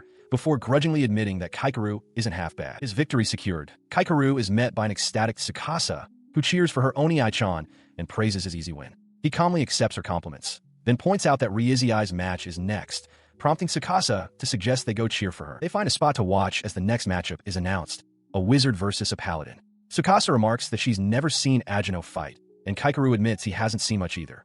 His eyes widen in recognition as he sees Agino's opponent step into the arena. As the duel begins, Kaikeru realizes with a start that the wizard facing Agino is the same anxious girl he had encouraged the day before. Beside him, Tsukasa enthusiastically cheers for Agino to put on a good show. The wizard raises her hands, conjuring a bow made of pure, shimmering light. Agino looks on, taken aback, noting the absence of an arrow. Undeterred, the wizard lifts the ethereal weapon, her concentration absolute as she prepares to fire. She unleashes a blindingly powerful blast of energy from her light bow.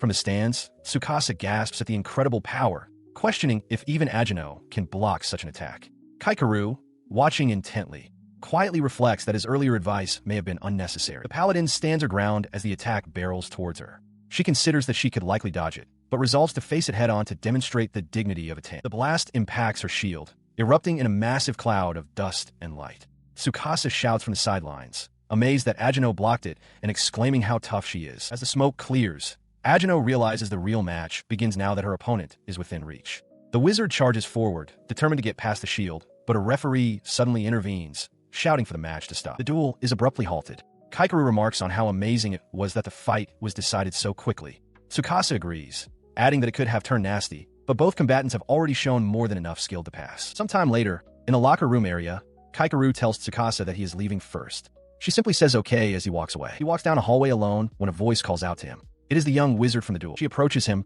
a bit flustered, and thanks him. She explains that because of the advice he gave her, she wasn't nervous during the fight. He replies, admitting he had no idea she was so strong.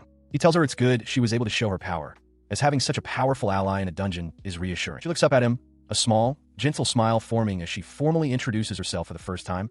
I am Yujui True. She offers Kaikeru something as thanks for his help, but he turns her down, insisting he didn't do it for a reward. His attention is then drawn to her bag, which is completely covered in merchandise, buttons, keychains, and charms, all depicting the same smiling, light-haired girl. He looks on puzzled. A jolt of recognition hits him, and he blurts out the name, Yuko. Yujui Turu flinches at the sound of it. He asks her if that's what she just said. She becomes agitated, insisting that he cannot call Ashitori-san by that name. She explains that Yuko is a special nickname reserved only for her close friends. Pulling out a magazine titled Special Holy Sword Report, she points out the rule on page 57. While she admits it's impressive he even knows the nickname, she firmly states that as fans, they must respect the wishes of their idols. With a fiercely determined expression, she repeats her plea. The intensity of her words finally clicks for Kaikeru. He realizes with astonishment that she is a devoted fan of Yuko, a fan of a holy sword wielder. At school, Yujui Turu confronts Kajura Kaikeru, holding a magazine featuring Ashitari Yukiko. She insists that he cannot call Ashitori-san by the familiar nickname Yuko. He explains that it's a nickname he gave her himself, so it has become a habit. He realizes with a start that this girl must be a fan of Yukiko's. Their conversation is abruptly interrupted by Yukiko herself, who runs up cheerfully, apologizing to Kaikeru for the wait. Kaikeru is stunned, while Yujui stares in disbelief, asking if he really did know her. She watches them together, a bead of sweat forming on her temple as she quietly utters his name. Her quiet utterance draws the attention of both Kaikeru and Yukiko, who turn to look at her. She speaks directly to Kaikeru, stating that she had heard the nickname Yuko was given to Ashitari by a childhood friend. She continues, explaining that she dismissed it as a rumor because it was never mentioned in interviews, only spoken of by fans who had met Yukiko in person. Her expression shifts to one of serious revelation. She identifies Kaikeru as the legendary figure from the rumors, The phantom fourth member of Holy Sword. He recoils, squeezing his eyes shut in utter mortification and begging her not to give him such an embarrassing title. Her investigation, however, is cut short as her face contorts in shock. She shouts a single, panicked word, expel. Her mind races, unable to comprehend the news. She stammers out loud, questioning if this could possibly be a scandal involving the group Holy Sword. As she continues to mutter about the potential scandal, Ashitari Yukiko arrives, apologizing for the wait. A dark-haired girl traveling with them advises Yuzui not to get so depressed all of a sudden. Kaikeru's expression darkens. He knows he cannot deny being expelled. Yuzui misinterprets his demeanor, wondering if he's trying to win Yukiko over, but her companion bluntly corrects her, stating that he is being exposed. He turns to Yuzui directly, explaining that he would prefer to avoid any trouble for now, as he doesn't wish to cause any more problems for Holy Sword. She quietly accepts his reasoning. He continues, explaining that if people discovered he was a former member, he would never be left alone. He then asks her to please keep this information quiet. She agrees without hesitation, promising not to tell anyone. A look of gratitude crosses Kaikeru's face as he thanks her. With the matter settled, the dark-haired girl speaks up, asking Kaikeru if he has a picture with Ashitari. She remarks that Yukiko seems to be a pretty strong person. The question alone sends Yuzui into a flustered panic, her face flushing bright red. Her companion watches her reaction with a knowing, subtle smile. Sometime later, the group is seated in a lounge. Yuzui is still overwhelmed, thinking how rare it is to meet Ashitari in person. Kaikeru reflects on the rumors about Holy Sword having some crazy fans, finding the direct encounter strange. The dark-haired girl looks around their new surroundings, remarking that it's her first time sleeping in a hotel near a dungeon. Yukiko overhears and wonders aloud if it must have cost a lot of money. The dark-haired girl listens as Yukiko explains their accommodations. The hotel, she reveals, is owned by the Kiryuin family, and these preparations are part of Yuzui Teru's studies. The girl expresses her surprise, remarking that it sounds like a special education for the gifted. As they sit together in the lounge, Kaikeru focuses on a device in his hands. Two men in dark, traditional-looking robes approach their table, their curiosity piqued. One of them asks what they are looking at, noting that it appears to be a picture of a girl. Leaning closer, the blonde-haired man's eyes widen. He asks if the image is of Holy Sword, causing Kaikeru to jolt and quickly hide the device from view. He receives a quiet warning from his dark-haired companion to stop before he is exposed again. Kaikeru turns to Yuzui, apologizing and thanking her for the rescue.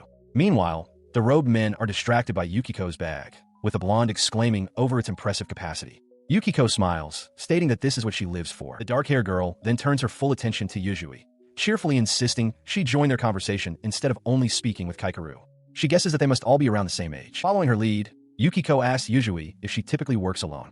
Yuzui confirms this, explaining that although she lives far away, she makes a point to join large-scale raids like the current one. Her dedication impresses the dark-haired girl, who notes that Yuzui seems very serious about her work.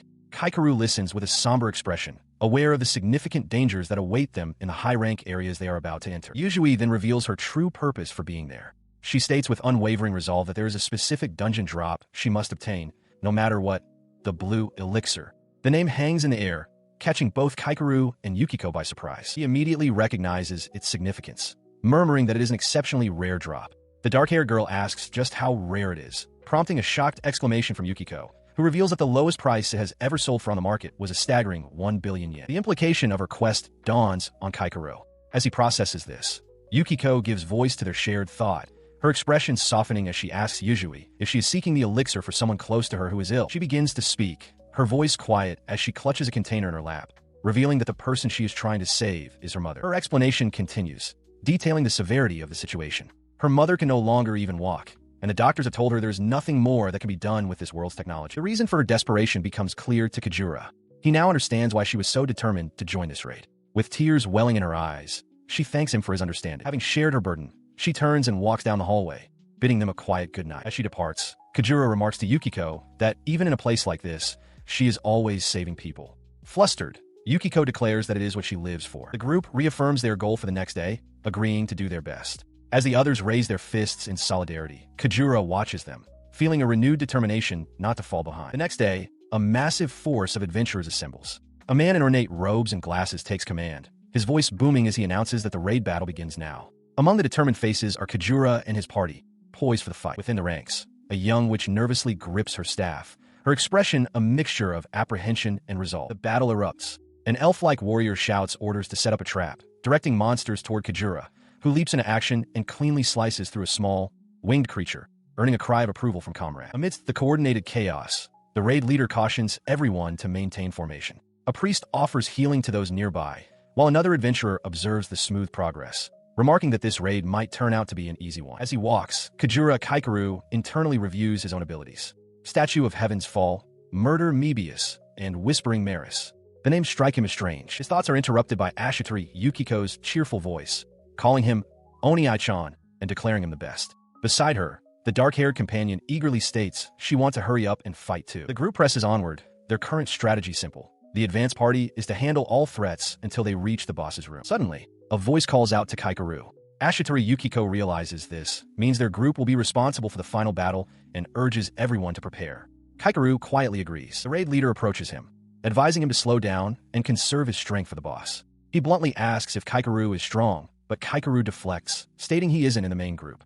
The leader dismisses this, telling him not to play dumb. He continues, acknowledging that adventurers always hide their trump cards. He reveals that he would have placed Kaikeru in the main group if he hadn't registered as a trapmaster, but still intends to make good use of him. Seeing an opening, Kaikeru asks if he can make a request, since he is valued so highly. He then specifies his request. When they enter the boss's room, the main group's tanks must be deployed to the front line first. The raid leader questions this, stating that standard procedure is for the advance party to take the first hits to assess the threat. As they walk toward a massive pyramid structure, Kaikeru explains his reasoning. Normally, dungeons have a consistent theme, such as being filled with wolf monsters or fire monsters. He gestures to the vast, empty space around them, noting that this dungeon's lack of a theme makes it impossible to predict what kind of boss they will face.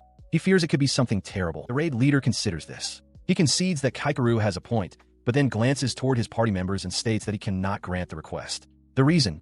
The young lady is here. He explains that if there's something to worry about, it's all the more reason to keep the main tanks in reserve. Kaikeru processes this, concluding that the leader is prioritizing the safety of the employer. He supposes it makes sense. Despite his outward acceptance, he can't shake the feeling that he's overlooking something crucial. His thoughts are cut short when a scout cries out, announcing that they have found the boss's room. The announcement draws everyone's attention to a grand doorway. Beyond it lies a colossal chamber, its ceiling supported by towering, bone-white pillars that arch like the ribcage of some gargantuan beast. As they venture deeper into the unsettling hall, the dark-haired companion remarks to Kaikeru how scary the place is, noting that it's not the kind of area one would explore alone. Ashitari Yukiko agrees, cautioning everyone to be careful since they don't know where the boss is. Her warning proves timely, as a massive, white creature with multiple sharp pincers suddenly descends from the cavern ceiling. Kaikeru looks up in alarm as another party member spots it, shouting for the others to get into formation. The creature lunges without hesitation, its pincer aimed directly at the party's main tank. Seeing the immediate danger, Kaikeru screams for the man to dodge. His warning comes too late. The tank braces himself, but the pincer slams into his shield with devastating force, the metal groaning and buckling under the immense pressure. The sheer power of the initial blow sends a wave of shock through the raid party. The witch adventurer stares, her eyes wide with disbelief and fear at the unexpected ferocity of their foe. A sudden, chilling realization strikes Kajura Kaikeru. He had misjudged the nature of their foes. The Whispering Maris, the Murder Mebius, the Statue of Heaven's Fall. He finally understood they were all monsters defined by one trait: overwhelming attack power. He grits his teeth, frustrated at his own oversight. His realization comes too late. The cavern is a whirlwind of chaos as the adventurers are overwhelmed. In the foreground, the young witch adventurer stares in wide-eyed shock, a fresh scratch marking her cheek as the battle rages around her. That shock curdles into horror as one of the party's main defenders is struck down. Screams echo through the chamber. The raid leader cries out that the man is dead, his voice filled with disbelief as others recoil in terror. His gaze darts towards their escape route, only to find it sealed. A massive, grotesque creature has materialized from a viscous puddle, its gelatinous form solidifying to block the exit completely. Amid the rising panic, Reize Agino shouts Kaikeru's name. Ignoring the cries to fall back, he turns to the armored knight beside him and gives a sharp command. Step forward. He then addresses the raid leader, who questions his strategy. Kaikeru explains that their foe is a death mantis, a creature that instinctively attacks nearby opponents with its blades. He lays out their grim reality. The mantis has spawned children, and if no one engages the main body, it will attack the scattered party at random. With one of their 2 tanks dead, they lack the defenses to protect everyone. The original plan to have 2 tanks occupy its sickles is now impossible. Inaction will mean mass casualties. Taking command, he declares his intention to handle one side of the creature himself. As he speaks, a brilliant shield of light, emblazoned with a star, materializes around his left arm. He turns to the armored knight, warning her that the mantis possesses incredible attack power. He cannot guarantee her shield will withstand the blows. Despite the immense danger, he asks if she will come with him anyway. Her expression is firm as she agrees, stating that she just needs to follow his lead. As Kaikeru acknowledges her resolve, the witch adventurer lets out a desperate cry of "No!" her face streaked with tears of terror. She desperately grabs the armored knight, pleading with her not to go, warning that she will die too. The knight looks back with calm resolve, telling the tearful witch that there are times when a lady must act. She then turns and sprints towards the front line, leaving the witch staring in stunned silence. Her arrival bolsters the defense as Kaikeru slams his shield into the ground, projecting a formidable magical barrier and roaring a challenge to the death mantis. Come at me. The monster responds instantly, its massive scythe-like limb crashing down upon the shield with devastating force, sending sparks and debris flying. The shield holds. Kaikeru grits his teeth, realizing the creature's attack power is the highest among A-rank bosses, and that he is done for if he fails to redirect a single strike. The armored knight marvels at its strength, while the other adventurers watch in awe. On the back lines, the party mobilizes. The mustached adventurer calls for anyone who can attack from a distance to provide support, while the raid leader instructs the healer priest to focus entirely on keeping the tanks alive. Despite their efforts, the relentless assault takes its toll. Kaikeru groans under the strain, and the witch adventurer watches with growing dread, concluding that it's no good. They won't be able to last like this. It is then that Tsukasa swings into the fray. Seeing the dire situation, she resolves to at least distract the monster for a single attack to give the tanks a moment's reprieve. Her attack connects, earning a cry of "well done" from the mustached adventurer, but the death mantis immediately retaliates, swatting her out of the air. Kaikeru can only gasp in shock as she is sent tumbling away. She is sent tumbling through the air from the force of the blow, as the anxious wizard, Yuzui, watches in horror, letting out a cry of shock. Reacting instantly, Yuzui leaps forward and catches Tsukasa, breaking her fall. In the background, one of the other raid members curses at Tsukasa's reckless maneuver. Once they're stable, Yuzui asks if Tsukasa is alright, who in turn thanks her for the save. Yuzui's focus, however, is on Tsukasa's abilities. She questions how a wizard could use an assassin-type skill like stealth. She wonders if it's because Tsukasa looks up to Yukiko. As they speak, Kaikeru's voice cuts through the din of battle, shouting for Yuzui. He shouts out a desperate plan, declaring that he will stop the monster's arms for a moment. He needs someone to use that opening to get close and fire a spell from inside its shell. The mustached adventurer immediately understands the implication, questioning if Kaikeru really wants Yuzui to use stealth to get that close. He warns that she'll be in grave danger if she makes a single mistake. Despite the warning, Yuzui's expression firms with resolve. She states her trust in Kajura, believing him to be a good person. With her faith placed in him, she activates her stealth skill and vanishes. As she fades from view, Tsukasa watches her go and announces that she will help as well, preparing to provide support. Back on the front line, Kaikeru and the armored knight strain against the monster's assault. He yells for his companion not to let go, his thoughts fixed on Yuzui's safety, hoping she doesn't die. He then unleashes his own power, casting a spell called Arrow, symbol X4. A glowing magic circle forms before them as Yuzui sprints towards the target, spurred on by Tsukasa shouting her name. The spell activates, and 4 massive lances of light slam down from above, pinning the death mantis's limbs and creating the opening for Yuzui's attack. She sprinted across the fractured ground, closing in on the monster's immobilized arm. Seeing her advance, the raid leader exclaimed that they had succeeded. A wave of renewed hope washed over the party. They believed they could win, needing only to crush the other arm. But that hope was instantly shattered by the sound of splintering metal. The armored knight's shield, which had been holding back the monster's other limb, began to fracture under the immense pressure. In a shower of fragments, the shield gave way completely. With its limb freed, the death mantis brought its massive blade arm crashing down. The nearby adventurers cried out in alarm as Tsukasa screamed for Reize. He was already straining, sweat pouring down his face as he confessed internally that he was at his limit. Tsukasa's desperate cry for her brother echoed as the situation grew dire. Seeing her brother falter, she charged forward, sword in hand, determined to intervene. But before she could reach them, another figure moved to intercept the blow. The witch adventurer planted herself firmly between the descending blade and the vulnerable armored knight. The armored knight cried out her companion's name, Jessica. With tears streaming from her eyes, Jessica declared with fierce resolve that she would not let anyone else die. She let out a powerful cry, thrusting her staff forward and unleashing a torrent of magical energy to meet the monster's attack head-on. As the massive death mantis deflects an attack, the adventurers below see their opening. One of them shouts that the creature's deflection is their chance to strike. Seizing the moment, Tsukasa Tsukage's thrust her hand forward, casting a spell. From the ground erupt dark, sharp tendrils, a shadow stitch meant to bind the monster in place. The binding will only hold for a moment. The witch adventurer, Jessica, knows this as she gathers her power. With her mana reserves running low, she grits her teeth, praying this final, desperate attack will be enough as she aims her staff. She unleashes her spell, and a colossal pillar of destructive energy erupts from the ground, engulfing the ensnared death mantis completely. The shockwave is immense, blasting several of the adventurers, including Tsukasa, into the air. The attack finds its mark. The raid leader roars in triumph, announcing that both of the monster's massive, scythe-like arms have been severed and are falling away from its body. Seeing the creature disarmed, The rest of the party surges forward. They shout that all that's left is to beat it down, calling for a relentless barrage of fire magic. Amid the chaos, Kaikeru rushes to the armored knight's side as she kneels on the ground. He asks if she is alright, and she confirms that she is.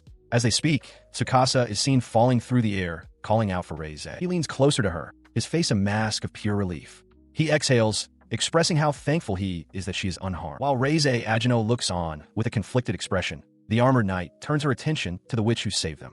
She looks at Jessica and offers a sincere thank you. The aftermath of the assault is clear. The head of the death mantis lies still, its single eye lifeless, its carapace dripping with the residue of the magical onslaught. The adventurers stand before the colossal, unmoving legs of the beast. The raid leader stares, bewildered, asking what that was. Another party member voices the group's uncertainty, wondering if they truly managed to defeat it. A momentary relief shatters. Before the raid party, the smaller mantis creatures swarm the corpse of their parent, tearing into it with a sickening fervor.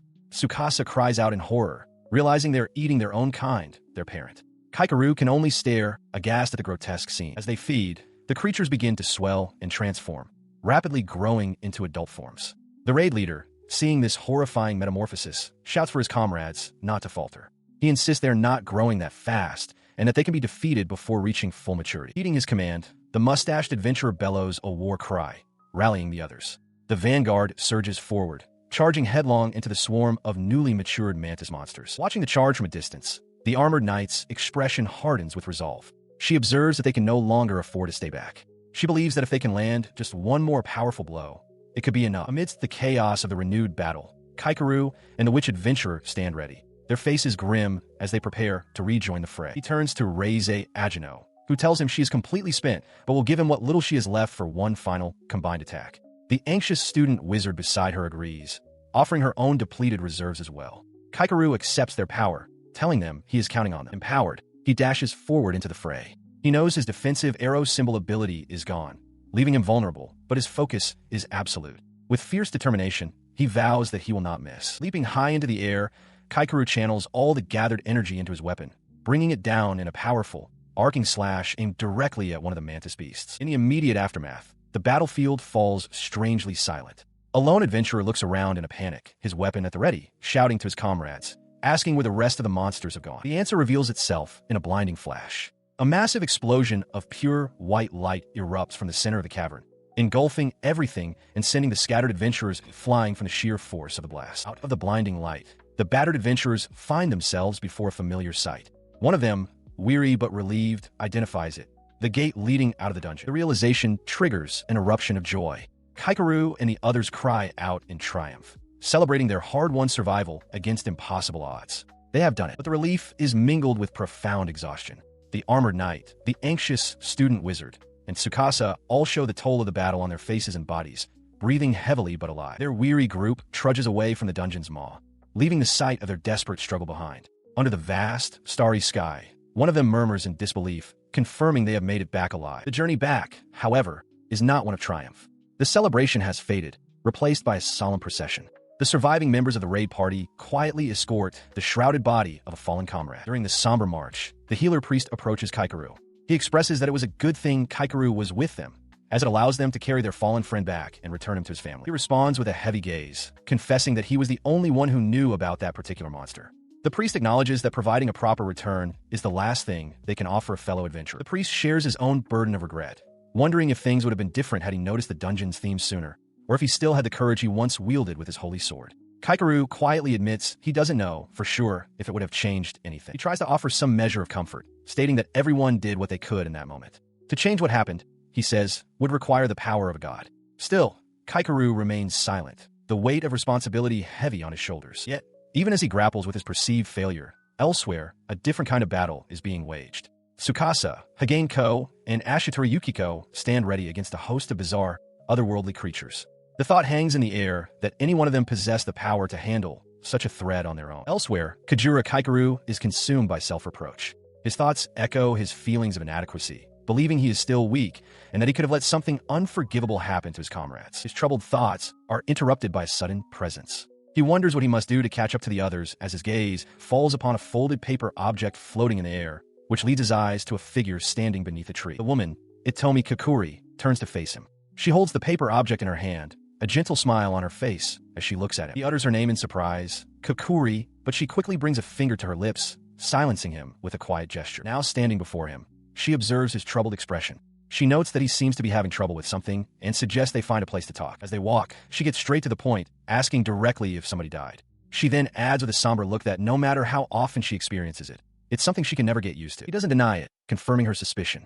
He admits that he doesn't feel well either. His gaze drifts as he recalls the past, revealing that he hasn't seen a certain person since that day. His mind flashes back to a memory of standing with Higenko. Kukuri shifts the conversation, bringing up a past grievance. She apologizes for leaving without a proper goodbye, but then smiles wryly, admitting that she is still quite mad about that. She continues her thought, offering a theory for his actions. She suggests that perhaps he had the wrong idea about her, or maybe the situation was simply too awkward for him to handle at the time. Kaikeru remains silent, contemplating her words. Her expression is serious as she faces him. She states that she doesn't have much time and intends to be direct. She then delivers a startling revelation. This winter, the first attempt on the Origin Gate will be made. The news visibly shocks Kaikeru. He stares, processing the gravity of her words, and asks with disbelief if they're truly going through with it. Kukuri looks down, her silence a somber confirmation. She elaborates on the plan, explaining that a selection test will be held in the fall to determine which parties will follow them. To even be considered, she states, his party must be arranged. Her gaze is unwavering as she warns him that if he wants to try, he needs to hurry. He meets her stare, his expression hardening with resolve. Having delivered her message, she turns to depart, explaining that she snuck out to meet him and must get back before she is found. He calls out her name, try to stop her. He demands to know why she would tell him all of this. She pauses, her back still mostly to him, and replies with an enigmatic question of her own. I wonder why. He reflects on his own conflicted feelings, admitting that he wants her to stay safe, or at least he thought he did. A gentle smile touches her lips as she reveals her true motivation. She was just incredibly happy when she heard he was working so hard. Her simple honesty breaks through his turmoil. He calls out to her again, his voice filled with regret as he apologizes for not meeting her, confessing that he was scared to face her. His vulnerable confession was met with a gentle but firm gaze from Itomi Kukuri. She declared that she, too, would not run away any longer. Her words seemed to ignite a fire within him. He shouted his promise to become stronger, strong enough to stand by her side. He roared the promise one last time, his face a mask of fierce determination. In response, a soft, accepting smile graced her lips. As she turned to depart, she glanced back, noting that he seemed to have cheered up a little. She expressed her gladness at seeing him and her anticipation for the future. She left him standing alone in the moonlit forest, his expression now one of solid resolve, the earlier fear replaced by a newfound purpose. But his solitary moment was being observed. From another place entirely, a hand reached down toward his shimmering reflection on a dark, watery surface as a voice murmured its approval. The observer, a woman with impossibly long hair and intricate patterns in her eyes, smiled faintly. She mused that she likes children who don't know when to give up. Her gaze remained fixed on the boy's image in the water below as she wondered aloud if it was about time for the next one, her words hinting at a larger, unseen plan. After the grueling raid, Kajura Kaikeru finally recovers, having rested for 2 full days. In a hotel room, he's greeted by the branch chief, Itomi Kukuri, and Togenatsum. The branch chief asks if he's feeling better, and he confirms he is, mostly thanks to her. He muses aloud why being healed by magic is so tiring, and Kukuri remarks that it's a common complaint among adventurers. He then observes that the branch chief must have also been very tired after the expedition. Sipping her tea, she claims with a composed smile that she won't show weakness so easily. Kaikeru internally scoffs at her stoicism, thinking to himself that she is lying. Her expression turns serious as she addresses him by his family name, Rei-Zei. She tells him that once things have calmed down, there is something she would like to discuss with him. He meets her gaze, listening intently. Nearby, Togenatsum mentions to the branch chief that she heard this was the first time Kaikeru had experienced a teammate's death, which the branch chief agrees is worrying. Overhearing them, Kaikeru speaks up, stating his desire for Tsukage's to join them as well, though he is unsure if she has woken up yet. Suddenly, a familiar voice calls out Oni-ai-chan as his sister arrives. As she runs to him, Togenatsum remarks that while loss is unavoidable in their line of work, it's still hard. His sister asks how he is feeling, and he reassures her that he's fine now. She urges him not to push himself, confiding that when she first experienced such a loss, she was bedridden for days. She offers a gentle smile, acknowledging that their situations might not be comparable. She simply says thanks and insists that she is truly fine now. Later, Kaikeru, his sister, and the branch chief sit together at a cafe. A thoughtful expression crosses his sister's face as she brings up a legendary location, the Origin Gate. The branch chief explains that for a very long time, no one had even considered entering the gate. That all changed, she continues, with the appearance of the incredible top party known as Holy Sword. Kaikeru's sister expresses her astonishment, admitting she thought such things only existed in textbooks. As he listens, Kaikeru's gaze becomes resolute. He declares his ultimate ambition, to be by the side of Holy Sword, no matter what, when they finally challenge their goal. His sister looks at him with gentle encouragement.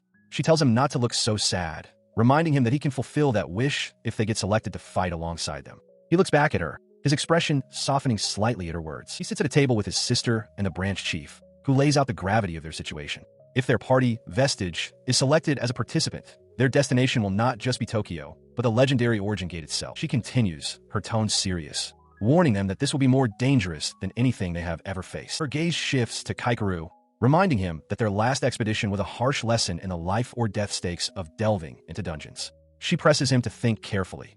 Will he continue down this perilous path, or will he choose to look elsewhere? She concludes her ultimatum, stating that although the party was just formed, their answer right here and now will determine if Vestige is to be disbanded.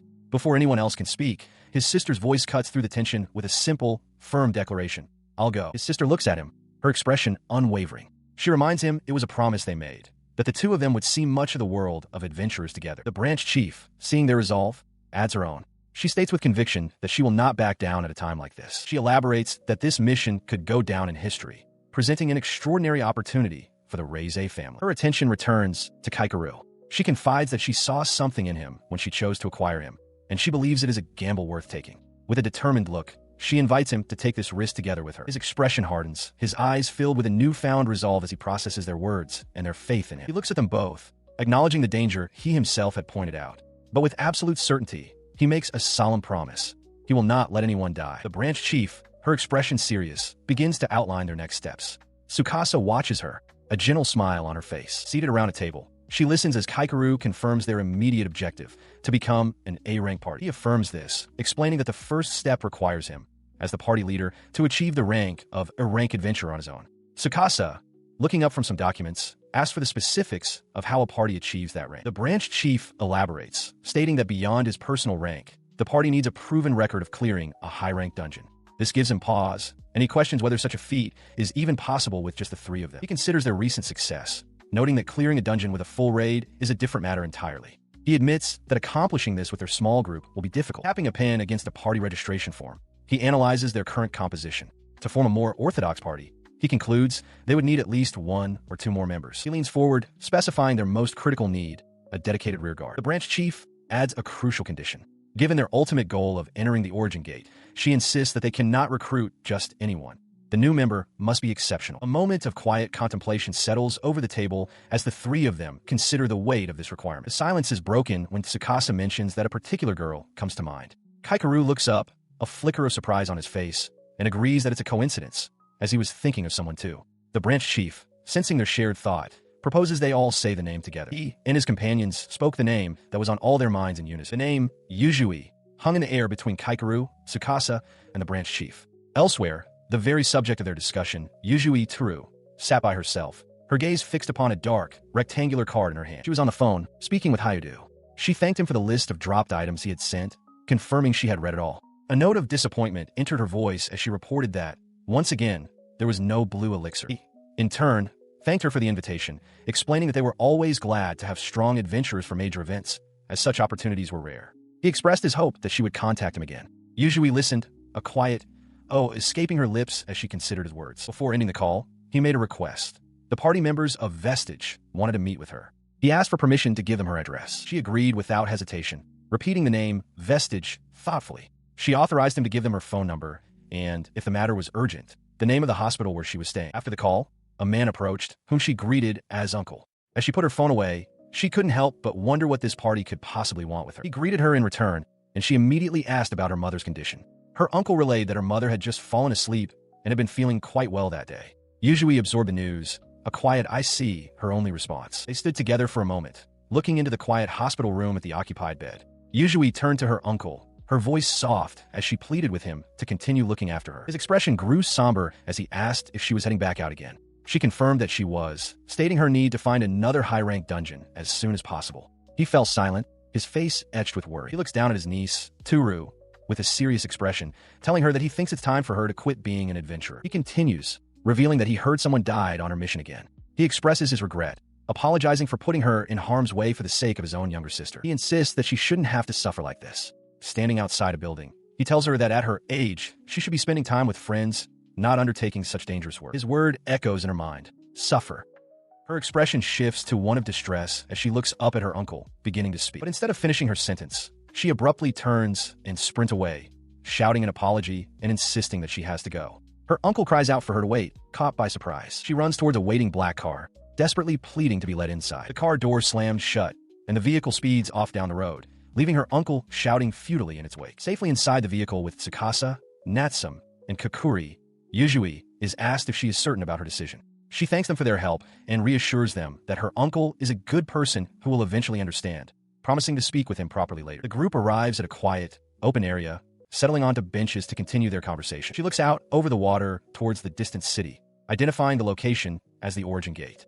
Her hands tremble slightly as she clutches a small, foil-wrapped rice ball. Hikaru speaks gently, acknowledging that it's a lot for her to take in and advising her to take her time thinking about it. She remains silent, her gaze lowered. Her focus returns to the food in her hands. She quietly explains that the onigiri was a gift from her father. She continues, her voice filled with admiration, calling her dad amazing. She recounts how he loves her mom, takes care of all the housework, and works long hours every day. A quiet moment passes as she stands by the railing, her back to Hikaru, who watches her thoughtfully. He breaks the silence, stating that he doesn't consider diving into dungeons and the life of an adventurer to be some kind of misfortune. Turning to face him, she reveals her true motivation. She believes this path might save her mother, and she would gladly accept any help to achieve that goal. Addressing him formally as Kajura-san. With determination hardening her expression, she makes a direct and earnest request to be allowed to join the group known as Vestige. He clarifies her words, asking if she means to join them at the Origin Gate within the dungeons of Tokyo in her search for an elixir. She looks out at the horizon, explaining her belief that every single adventurer is loved by someone, and they all carry those feelings with them into battle. Hikaru listens intently, his expression serious. He holds the cup, his thoughts turning to the weight of his new role. He understands he must live up to this responsibility. His gaze hardens with resolve. Seeing his decision, a gentle smile spreads across Yujui Turu's face. She reaffirms their shared goal to find the blue elixir and promises him that he will make it back to his mother, safe and sound. With a deep, respectful bow, she formalizes her commitment. As Tsukasa and Kukuri watch, Kaikeru extends a hand, officially welcoming her and stating that he looks forward to working with her. Elsewhere, in a desolate, ruin-filled landscape, a stone effigy of a frog-like creature explodes into a shower of rubble. Standing amidst the debris is a young woman, her rapier still humming from the strike. She looks on with mild disappointment, remarking that it was a shame her opponent was too slow. She turns her attention from the dissolving remains of the creature to a document in her hand, a flicker of confusion crossing her face. The document is a notice for her A-rank license renewal. She groans in frustration, unable to believe it's already time for that again, and complaining about what a pain it is. She'll have to spar, and the association branch is so far away. As she walks through the ruins, she continues to grumble about her situation. She lives in the middle of nowhere, and on top of everything else, has to help her granny around the house. It's all so annoying. She stops, her expression set with determination and longing. All she truly wants, she declares, is to move to Tokyo already. At the entrance to the Adventurers Association, Toga Natsum, flanked by her companions Itomi Kakuri and Ashura Yukiko, makes a report. She announces that their party, Holy Sword, has returned from cleanup duty. Inside, Raid Commander Hayudu thanks them, noting their success in reducing the unmanaged monster area in northern Kanto. He wistfully remarks that if the monsters would just stay put, he might get to see his grandson. Nearby, Yukiko whispers to Kakuri that the president is unexpectedly an old geezer. His brief respite is broken as he and Natsum turn to a large window overlooking the city. A colossal, swirling vortex of dark energy hangs in the sky. Hayudu's expression hardens as he states that it is finally time to strike at the core of this origin gate. As the three women walk down a corridor, Kakuri quietly contemplates the gravity of his words, murmuring about the upcoming expedition to the origin gate. Natsum's face clouds over with a somber memory. Hayudu, still gazing at the ominous portal, confesses that he can never forget the day that thing first appeared over Tokyo. She turns to him, seeking clarity on a crucial point. She asks if it's true that clearing the origin gate will cause all the other gates to close as well. He admits frankly that he has no clue. It is only a hypothesis. However, he is certain that the mana leaking from the gate affects the surrounding space, and he is asking her to undertake a gamble with no guarantee of success. Hayudu thanks her for considering it and promises his full support. Natsum meets his gaze with unwavering resolve, stating that they will do anything as long as it helps people. Now seated at his desk, he informs her that they have just publicized the recruitment for support parties. He concedes, however, that he doesn't know how many will actually show up for such a perilous mission. Hearing this, Yukiko remarks that it doesn't bode well, calling the potential volunteers cowards. Kakuri, however, expresses quiet confidence, stating she is sure people will show up by fall. Natsum simply tells her not to worry. The car travels down a road bordered by a guardrail, with a wide, open landscape on one side and a steep, wooded hill on the other. Inside, Kaikeru is at the wheel, thanking his passenger, Kukuri, for coming with him. She replies that no thanks are necessary, as she needed to renew her license regardless. He pulls the car into a parking space, admitting that it is a great help to have someone along who is familiar with the area. They now stand before their destination, the Hokuriku branch of the Adventurers Association. Kaikeru remarks that he has never been to this particular branch before. Inside, at a reception desk, Kukuri arranges her B-rank license renewal. The receptionist instructs her to proceed to the ability gauging room. As Kukuri steps away, the receptionist turns her attention to Kaikeru. He states his purpose directly. He would like to take the A-rank exam. The request leaves her momentarily speechless. She recovers and consults her terminal, noting that while he has reached the recommended level, his request is unprecedented. There has never been an A-rank trap master, and he wishes to skip a rank entirely. He calmly explains that his level is a result of the experience points gained from the recent raid. The receptionist then asks if he has ever used an arena for high-rank duels before, to which he confirms he has, several times. Accepting his qualifications, she directs him where to go and clarifies the condition for his advancement. To skip a rank, he will need to achieve 3 victories in a row. He takes the access card she provides, realizing the implication. Since entry to the training room is limited to once a day, this trial will take him at least 3 days to complete. He stood before the examination room, his thoughts consumed by the trial ahead, the A-rank exam. He considered the possibilities. His opponent would be either another candidate or a full-fledged A-ranker. Regardless, he steeled his resolve, deciding he would simply have to try. Meanwhile, in another waiting area, his opponent checked the matchup. She sighed, wanted to win quickly and go home. Her eyes fell upon the screen, which listed her opponent as Kajura Kaikeru. To her surprise, his class was listed as Trapmaster. He, in turn, studied the information on his own opponent, Kazari Kyuko, a fencer. He understood this was the first major hurdle he had overcome. With only 5 S-rank adventurers in all of Japan, A-rankers were among the absolute elite. He identified her fencer class as a speed-focused vanguard. While confident in his ability to defend against her attacks, he knew that landing one of his own would be a significant challenge. With their preparations complete, the 2 combatants entered the arena, facing each other across the grid floor. An official voice echoed through the space, instructing the participants to get ready. She sized them up, her mind racing. She recalled fighting many trap masters in the lower ranks, but no matter how skilled they were, they never reached the A-rank exams. Ultimately, she dismissed the thought, deciding it didn't matter. Her strategy was simple. She just had to avoid his traps. As the signal to start blared, she wasted no time, lunging forward with incredible speed. In a blur of motion, she closed the distance, leaping through the air towards him. As she flew, Kaikeru was already in motion, his hand touching the ground to set a trap. She instantly recognized his tactic as a textbook maneuver, designed to force her into a direct fight on his terms. As their blades met, Kaikeru felt her strength, confirming she was as powerful as he'd feared. He taunted her, daring her to try and overpower him, while covertly setting another trap with his free hand. He held his position, his plan unfolding. On the floor between them, a trap materialized, a glowing arrow symbol, pointing directly at his opponent. He watches as his opponent, Kazari Kyuko, realizes his gambit, a trap set on his own body. She questions the strange tactic, wondering how he plans to avoid getting caught in his own snare. He remains silent, knowing he must continue to keep her off balance. He doesn't give her time to ponder, lunging forward with his blade extended as the trap on the ground flares to life, catching Kazari completely by surprise. She twists mid-air, her body contorting to evade both his blade and the erupting trap. With a grunt of effort, she lands, seemingly clear of the danger. Her expression hardens into a furious snarl. She roars at him, incensed by his tactics, warning him not to underestimate her. In a flash of motion, she pushes off the ground, narrowly avoiding the trap's full effect as it detonates. He watches the aftermath, his gaze fixed on her position. But his opponent is already moving, a slight graze on her cheek, the only evidence of the close call. She lands behind him, acknowledging how close the trap came to catching her. He can't hide his shock, realizing with disbelief that she managed to dodge the trap even after triggering it. A feat of speed he considered insane. He understands now that his current strategy is useless. There's no point in setting traps if she can simply evade them upon activation. Across the arena, Kazari comes to her own conclusion. The arrow trap is a problem, and she must find an angle of attack that keeps her out of its range. The 2 combatants face each other from a distance, the duel reaching a momentary stalemate as they recalibrate their strategies. He unleashes his trap from a distance, forcing Kazari Kyuko to react. She realizes his abilities aren't limited to close range and swiftly draws a pair of pistols, recognizing them as just another form of weapon. He feels the overwhelming pressure of her counterattack but resolves to push through, knowing he cannot let the fight drag on.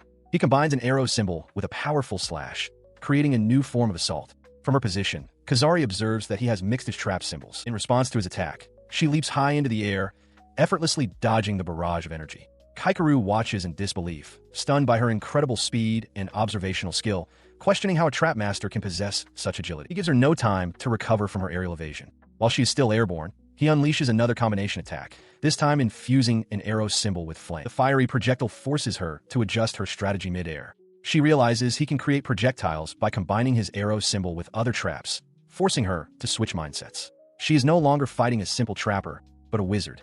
This is a familiar challenge, however, as she has fought more wizards than she can count. As she lands, a new trap springs from the ground, a forest of blades erupting around her. But her focus is already elsewhere. She has anticipated his next move, and Kaikeru looks up in alarm, realizing she is now directly above him. She dives down, rapier first, pressing her advantage and forcing him onto the defensive. He desperately parries the flurry of strikes, realizing he needs to use another arrow symbol to create some distance. Her expression hardens with grim determination. She will not give him the opening he needs. She presses her relentless assault, her speed and power finally overwhelming his defenses. He grunts in pain as her blade breaks through his guard. He staggers back, acknowledging that it has been a long time since an opponent has pressured him so intensely in close quarters. He realizes that her speed, power, and stamina all surpass his own. Standing over him, Kazari declares that this is the end for him and calmly tells him to give up. Instead of surrendering, Kaikeru's face hardens with resolve. He grits his teeth, a silent apology forming in his mind. He cannot give up now. He must survive this to see them again. With this single-minded purpose, he braces himself against her onslaught. He has found a single clue, a glimmer of hope, and now it is all or nothing. He pushes back, the ground around him erupting from the force of their clash. In the midst of their duel, Kajura Kaikeru parries a flurry of strikes from Kazari Kyuko, who leaps high above him. He reflects that if there is one thing he has learned from this fight, it is that she is terrifyingly fast. He realizes she relies heavily on her physical prowess, simply dodging and reacting to his attacks as they come. Gritting his teeth, he knows this is a sink-or-swim moment. Seizing an opportunity, he closes the distance between them, his expression hardening with resolve as he shouts the activation for his skill. Trap set. He thrusts his sword forward, but she deftly bats it aside with her bare hand. He roars that he won't let her get away, forcing himself to ignore the failed strike as an arrow-like symbol flashes into existence on the ground beneath her. The symbol erupts in a brilliant flash. From its center, a dark, star-shaped projectile materializes and hurtles toward Kazari. With a sharp grunt, she leaps back to evade it. The projectile detonates in a blinding flash of light, catching her mid-air. She cries out in surprise as the force of the explosion engulfs her. As she is thrown off balance, Kaikeru sees his chance. Now, he yells, as another magical sigil shines at his feet. Kazari's eyes widen in alarm as she feels a sudden, powerful tug. The unseen force yanks her violently through the air, pulling her directly towards Kaikeru, who stands ready amidst a swirl of dark, shadowy energy. Just before impact, Kazari's body begins to glow. A synthesized voice announces that the damage threshold has been surpassed, and the simulation is now ending. The battle concludes. Kaikeru explains his strategy to a surprised Kazari. He knew her ability, Lamp, was not for combat, and therefore deduced she wouldn't be able to recognize the pattern of his trap skill. He bowed his head formally, thanking his opponent for the fight. Kazari Kyuko, her face shadowed, could only stammer out a single word in response. Her composure shattered in an instant. With a face contorted in pure rage, she roared at him, demanding to know what he was doing and screaming that she had lost. She continued her tirade, complaining about the immense pain of having to return for another attempt. With a final, frustrated cry, she turned and stomped away. He watched her go, noting her menacing attitude, but surmising she must have her own circumstances. It was only then that he realized she was likely younger than him, a fact obscured by her incredible strength. As she departed, she shouted a final warning for him to remember this day. Alone now, he reflected on the outcome. He had won, but the victory felt hollow. He knew it was only because he had managed to take her by surprise. He understood that he wouldn't be able to rely on luck for all three fights. He concluded that simply leveling up wouldn't be enough to overcome the inherent disparity in abilities between different jobs. A new method was necessary. Later, he met up with Ko. As she walked just ahead of him, she asked how his session went. He admitted that he had barely managed to win. She turned to him with a smile, and he asked about her day. Ko explained that her evaluation went smoothly and was over quickly, as they only needed to gauge her abilities. He remarked that they had both done a good job. Ko then noted that they still had some time before they were supposed to meet up with the others. Kaikeru agreed, affirming that they could take their time. Their quiet moment was suddenly shattered by a cheerful shout of "Oni Ai-chan." Kaikeru's sister came running towards them, flanked by Itomi Kukuri and Ashitari Yukiko. He could only stare, completely taken aback by their sudden appearance. He looks at the assembled group and asks why they are all there. His sister explains that they finished their own tasks quickly and had nothing else to do. He observes that she seems to be in particularly high spirits, and she beams, confirming that she certainly is. She then reveals the reason for her excitement. They are all going to the hot springs. Kaikeru looks on with a faint, accepting smile. Their destination is the Reize Adventure Training Hall, where the mission is to guard a hot springs town. Inside the hall, a training session is in full swing. Itomi Kukuri and Ashitari Yukiko clash in a fierce spar as Kaikeru and an armored knight watch from the sidelines. The knight explains to him that this is a joint business between Reize and the Adventurer Association. The facility is self-governing and has a contract to dispatch adventurers, ensuring some are always present. Kaikeru questions their role as simple guards. As their bout ends, he commends Yukiko for a good job. She seems flustered, admitting that she was forced onto the defensive after her stealth ran out. From aside, a voice calls out that it's time to change. His attention is immediately drawn by his sister, who brandishes a small knife and declares her intention to fight and beat him next. He calmly accepts the challenge, telling her she can try. Meanwhile, Kokuri asks about the guard duty they were discussing. She wants to confirm if their only task is to delve into any dungeons that might appear and if there is anything unusual about the assignment. The armored knight clarifies the matter, explaining that any dungeons that appear in that location can be cleared at the discretion of the dispatched adventurers. She affirmed her desire to secure the Hot Springs town as quickly as possible. In response, Reize Agino questioned if this meant she wanted to speedrun the mission, noting that for adventurers, the ability to access the local dungeon immediately was a significant benefit. The discussion was punctuated by Agino effortlessly flipping Kaikeru's sister onto the ground. The younger girl, undeterred, immediately demanded a rematch with a handicap. The armored knight then turned to Kaikeru, stating calmly, "I'm up next." From her position on the floor, his sister clung to the knight's armored leg, looking up with pleading eyes. She asked if the knight intended to handle the guard duty assignment all by herself. The knight clarified the arrangement. While only 1 or 2 people would be permanently stationed there at any given time, she proposed that they all travel there together for the upcoming weekend to begin. As Kaikeru's sister processed this, a sudden realization began to dawn on her. Her eyes widened, pupils transforming into sparkling stars as the true implication of their destination hit her. With breathless excitement, she exclaimed, "We can bathe in the hot springs." She shot her arm into the air with a triumphant cheer, declaring her love for hot springs. Watching her outburst, Kaikeru wondered to himself if it was truly acceptable to have such an ulterior motive for a mission. Her excitement was boundless as she shouted that she couldn't wait. Nearby, Toga Natsum handed Kaikeru the keys to the rental car, offering to return it for them. As he thanked her, Agino reminded them they would need to bring luggage. The group then set off on foot. Ashitari Yukiko spotted a bus stop, prompting Itomi Kokuri to ask why they weren't driving.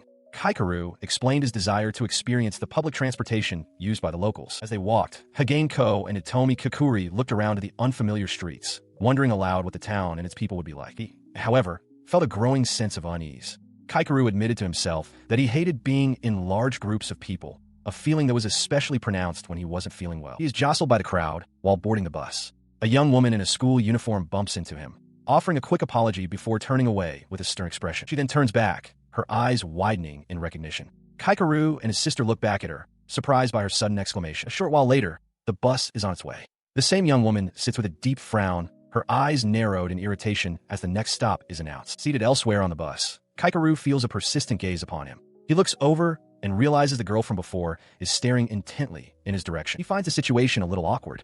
Behind him, his companions wonder aloud what could be wrong with the girl, noting that she seems to have come with her own party. Indeed, he is surrounded by his sister and the rest of his female companions, all seated together. The sight of him with so many women only deepens the other girl's scorn. She internally fumes, wondering if he's some kind of playboy and annoyed that she lost to such a happy-go-lucky type. Kaikeru, feeling the intensity of her stare, realizes her expression has hardened into a glare and wonders what he did to upset her so much. Just then, his sister leans over the seat, cheerfully offering him a snack and calling him Oniai-chan. The term of endearment catches the other girl's attention. Her eyes widen as a thought strikes her. They don't look like siblings. She begins to draw a conclusion. Her mind leaps to a shocking conclusion. Could he be a Lilicon, too? The thought fills her with disgust, her face contorting in revulsion. On the bus, Kaikeru's sister asks him how his meeting with the young lady of the Kiryuin family went. As he starts to answer, he breaks into a cold sweat, sensing a sudden wave of bloodlust from an unknown source. The story is being recounted by Hagane Ko, who notes that Jessica Kiryuin was handling things better than she had feared. A flashback shows Jessica standing resolutely before an attendant, declaring that she won't let a single failure bring her down. She vows to become a proper lady worthy of the Kiryuin name, for the sake of all the people they employ. Ko continues, explaining that it was her responsibility and she had been worried Jessica would be fired. Listening to the tale, Kaikeru's expression softens. He understands her situation and sincerely hopes she becomes a great adventurer. From a seat behind them, the student girl leans forward with a sharp, suspicious look. She asks Kaikeru if he knows the girls he's with. He glances back slightly, replying that he doesn't, that they had just met. Her face flushes with indignation at his response. Internally, she calls him a pervert and feels like an idiot for sitting so close to him. She desperately wishes for him to get off the bus and wonders where his group could possibly be going. As if summoned by her thoughts, the bus slows to a halt.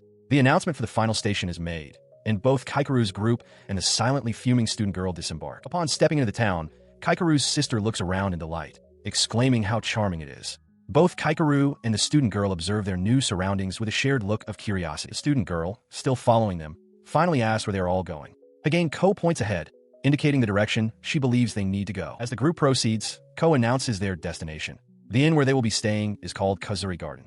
In the distance, a large, traditional building comes into view. The name catches Kaikeru's attention. His eyes widen slightly as he murmurs Kazari, trying to recall where he has encountered that name before. As he stood there, the name Kazuri echoing in his mind, the very student from the bus walked past them and through the inn's entrance, announcing her return. Inside, she was greeted by an older woman in a kimono who welcomed her to their humble inn and called her Kyuko. The woman's greeting was cut short, however, as she noticed the guests standing in the doorway, exclaiming in surprise at their presence. Seizing the opportunity, the older woman immediately instructed Kyuko to show the customers around now that she was back. The woman then questioned where Kyuko had been, prompting an annoyed response that she'd already explained it was a busy day. The excuse was curtly dismissed. Just then, another staff member handed Kyuko an apron. In an instant, her weary frustration vanished, replaced by a bright, professional smile as she turned to face the guests. With practiced charm, she warmly addressed the dear customers, ready to guide them to their rooms. At the inn, Kyuko expresses her frustration, questioning why she must be the one to show Kaikeru around. An in-staff member ignores the tension and begins the tour for the group, explaining that each room has a bathroom, with another at the end of the hall, and pointing out the fire escape for emergency use only. She continues down the corridor, gesturing towards their assigned quarters. She indicates one as the 2-person room and the other as the 3-person room. Hearing this, Kaikeru's sister cheerfully grabs his arm, declaring that they will be staying there. Watching them, Kyuko flushes, her mind racing with the mistaken assumption that he is going out with such a young girl. She leans against the sliding door, muttering insults about him being a filthy pervert. In the background, her friends walk away, one remarking that when visiting hot springs, it's customary to separate by gender. Later, Kaikeru, now changed into a yukata, approaches the same staff member. He asks if there's a location with a good view, clarifying that he wants to assess the insecurity and identify common gathering spots. In response, her demeanor shifts to one of manic excitement. She loudly points out a crack in the wall and exclaims that from the veranda, one could see a manhole cover leading to underground storage. Her intensity startles both Kaikeru and his sister. As the staff member twitches with lingering energy, his sister asks what he did to her. Kaikeru admits he has no idea, but reveals that she had lost to him in a spar earlier that day. Her eyes widen in surprise at this revelation. She realizes the staff member must be an A-rank adventurer and exclaims how awesome that is.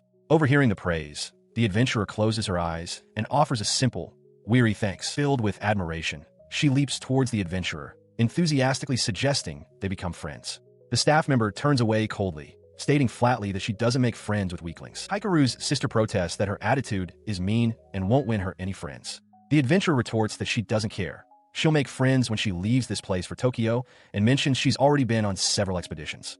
Observing them, Kaikeru silently notes that she seems quite talented. His sister leaned in close to the inn's staff member, taunting her with the suggestion that if she could just find her way out of the countryside, she could go live in Tokyo. The staff member retorted sharply, telling the girl it must be nice to be so ignorant, and that she had her own circumstances to deal with. Her frustration boiled over. She jabbed a finger forward, declaring it was big talk from someone whose brother had lost to her. Angrily, she demanded to know what the bizarre arrow ability was, a skill she had never heard of, and proclaimed that she would certainly win if they were to fight again. She pressed the point, leaning in to ask why he hadn't gotten such a strange skill, one that could combine with others, properly investigated. Her words hung in the air as Kaikeru's sister, Jessica, and Ko all silently contemplated the same phrase. Bizarre arrow. Having vented her frustration, the staff member sighed with exasperation. Announcing that she was leaving if that was all, she curtly told them to enjoy their stay. As she walked away, Kaikeru watched her go, quietly reflecting on her words. Bizarre, huh?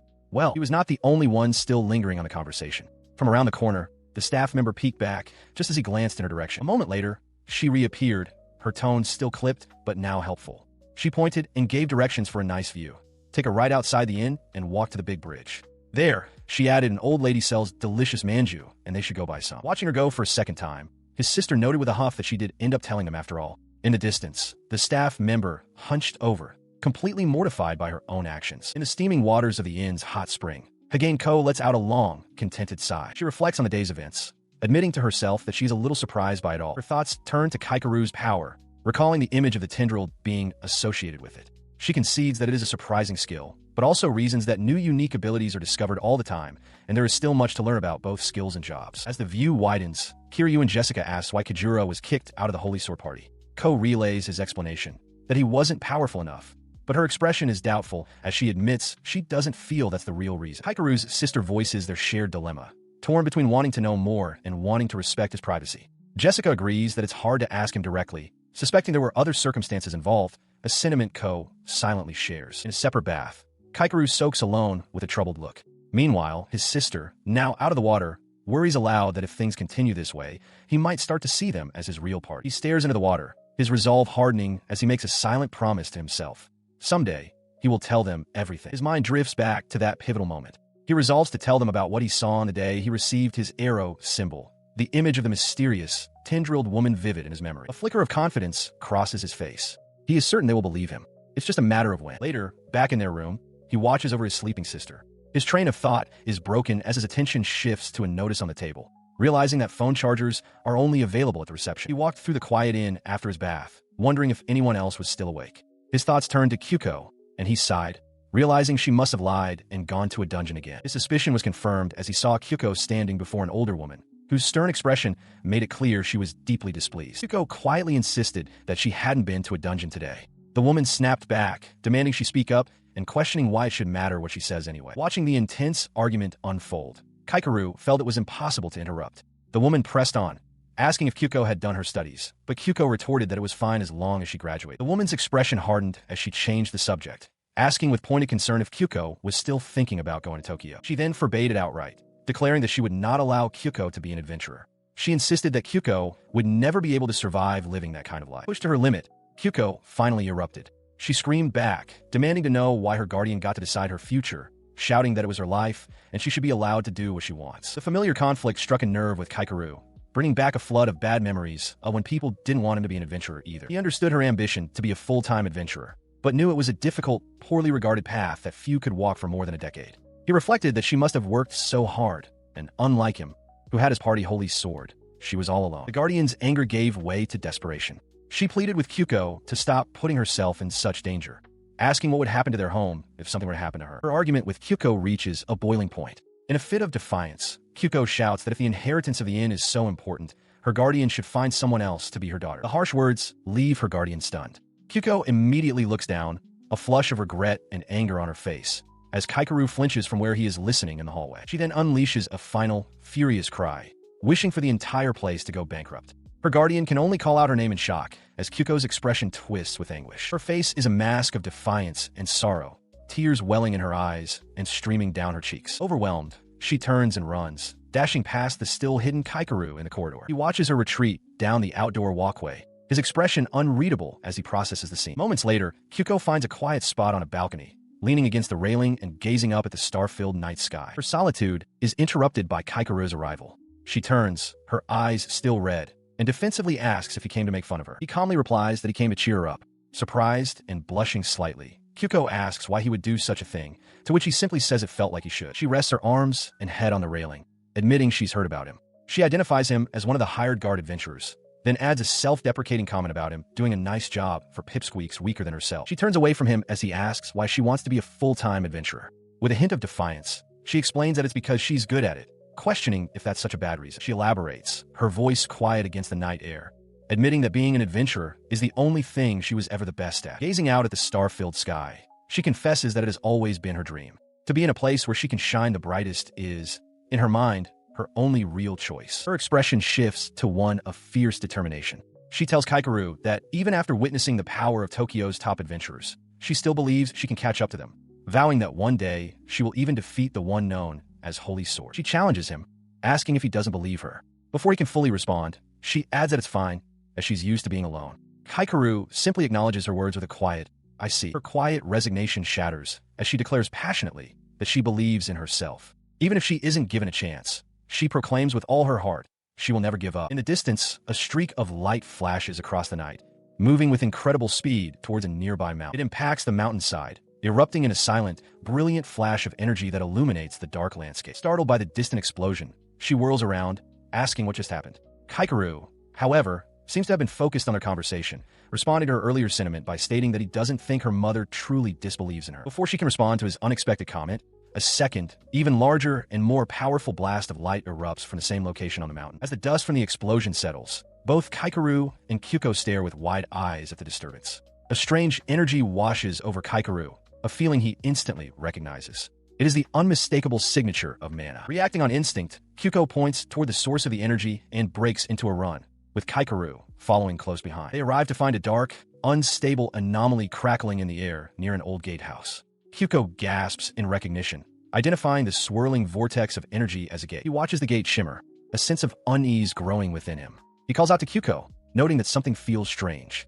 The gate's sudden materialization makes him question if it was just created in that very moment. Before he can ponder it further, the gate ripples, and a bizarre, ghost-like creature with a cartoonish face and a long, lolling tongue pushes its way through the portal. The single entity is immediately followed by a horde of other strange monsters. In an instant, Kyuko is no longer in her school uniform, but in her full adventure gear.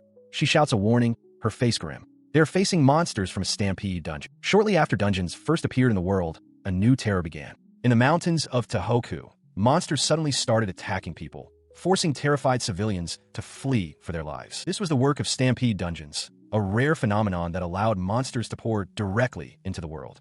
They wreaked havoc across Japan, a nation with little experience in dealing with such threats. In areas where the response was slow, people had no choice but to abandon their homes, leaving devastation in their wake. Even now, the extermination campaigns struggle to make headway against the lingering chaos. Suddenly, a shimmering portal tears open, and a horde of bizarre, cartoonish monsters begins to emerge. Kajura Kaikeru shouts, a frantic warning to his companions that monsters are coming. Responding instantly to the threat, the A-rank adventurer, Kazari Kyuko, sets her jaw with determination.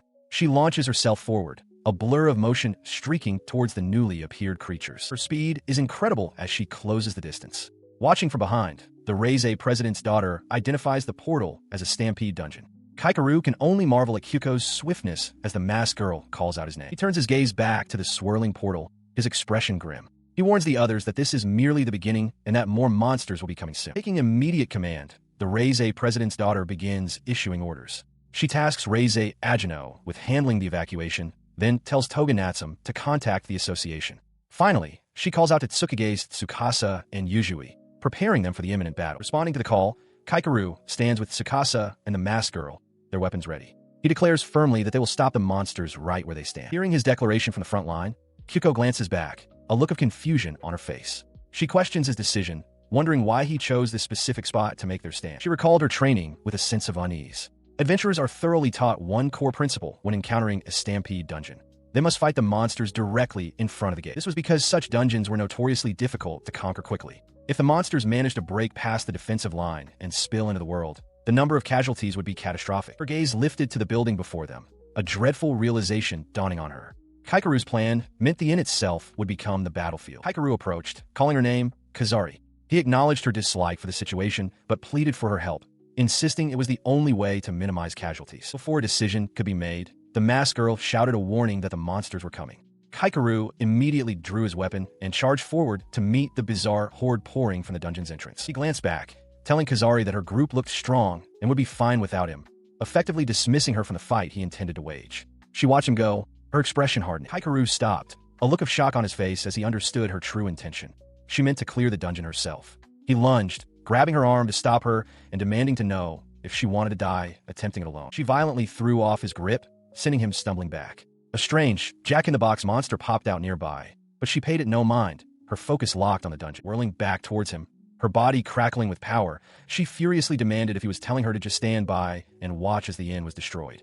Kaikeru could only stare, stunned by her outburst. Without another word, she launched herself directly into the swirling darkness of the dungeon gate. Kazari! Kaikeru screamed in desperation as the masked girl cried out, Oni Ai-chan! As Kazari vanishes into the dungeon, Kaikeru is informed by the masked girl that she has contacted the association, but reinforcements will not arrive for another half an hour.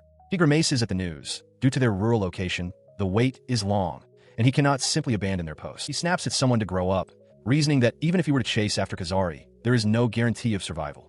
Furthermore, he argues, reducing their numbers at the defensive line would only place his two remaining companions in greater danger. The target of his frustration is Tsukasa, who runs toward him calling his name. She urgently proposes that they split up, declaring that she knows he wants to go after the woman who charged in alone. She insists that he must go, expressing confidence that she and Agino can handle any monsters that get past them. Her primary concern is for the other fighter, who is now completely alone inside the dungeon. Agino looks toward Kaikeru, who begins to protest, pointing out the danger she would be in without it. Before he can finish, Yujui Turu steps forward, addressing Agino directly. She states firmly that it is now Agino's turn to trust her. Her words resonate with Agino, whose expression softens as she looks at her companion and affirms that she does, in fact, trust her. She then turns her gaze back to Kaikeru, declaring that they are Vestige, a group that challenges the most difficult paths together. Faced with the united front of his companions, Kaikeru finally relents. He shouts his agreement, but immediately follows it with a stern warning for them all to be careful. His concern is met with Tsukasa's bright reassurance to leave the defense to them. Yuzui adds her own caution, reminding Kaikeru that the dungeon he is about to enter is a high-level one, and that he must be careful as well. He shouts his thanks over his shoulder to his companions, leaving them to hold the line as he plunges into the dungeon alone. The interior is a bizarre, whimsical landscape filled with oversized toys and floating stars. He scans the area, his mind racing. He wonders where Kazari is, realizing with alarm that she must have pushed even further inside. He leaps through the world of toys, noting a clear path forward. An arrow symbol on the ground alerts him to a set trap. Considering the high level of the dungeon, he speculates that the boss must be something formidable, perhaps a marionette Alice, or even a killing chair. The thought of a marionette Alice conjures a grim image in his mind, a shadowy, ominous figure. He knows such an opponent would be incredibly difficult to face by himself. Shaking off the grim thought, he spots another trap symbol on the ground. With a swift movement, he vaults over a large, block-like creature, his blade flashing as he cuts it down midair. As he lands, another enemy lunges from his side, a grotesque toy monkey with a sword and shield. The sudden ambush catches him off guard, and he lets out a curse. He twists away from the monkey, only to be sent reeling by another attack. A gigantic ruler slams down from above, forcing him into a desperate, mid-air evasion. Regaining his balance amidst the chaotic landscape of oversized toys, he realizes the true danger of this place. He can't distinguish between harmless scenery and active monsters. This uncertainty makes every step treacherous. He stumbles, realizing he can't even be sure if the ground beneath his feet is solid. Setting his own traps is too dangerous, and he grits his teeth, acknowledging how bad the situation has become. Despite the danger, his resolve hardens. He catches a glimpse of Kazari in the distance, moving with incredible speed as she dispatches her own foes.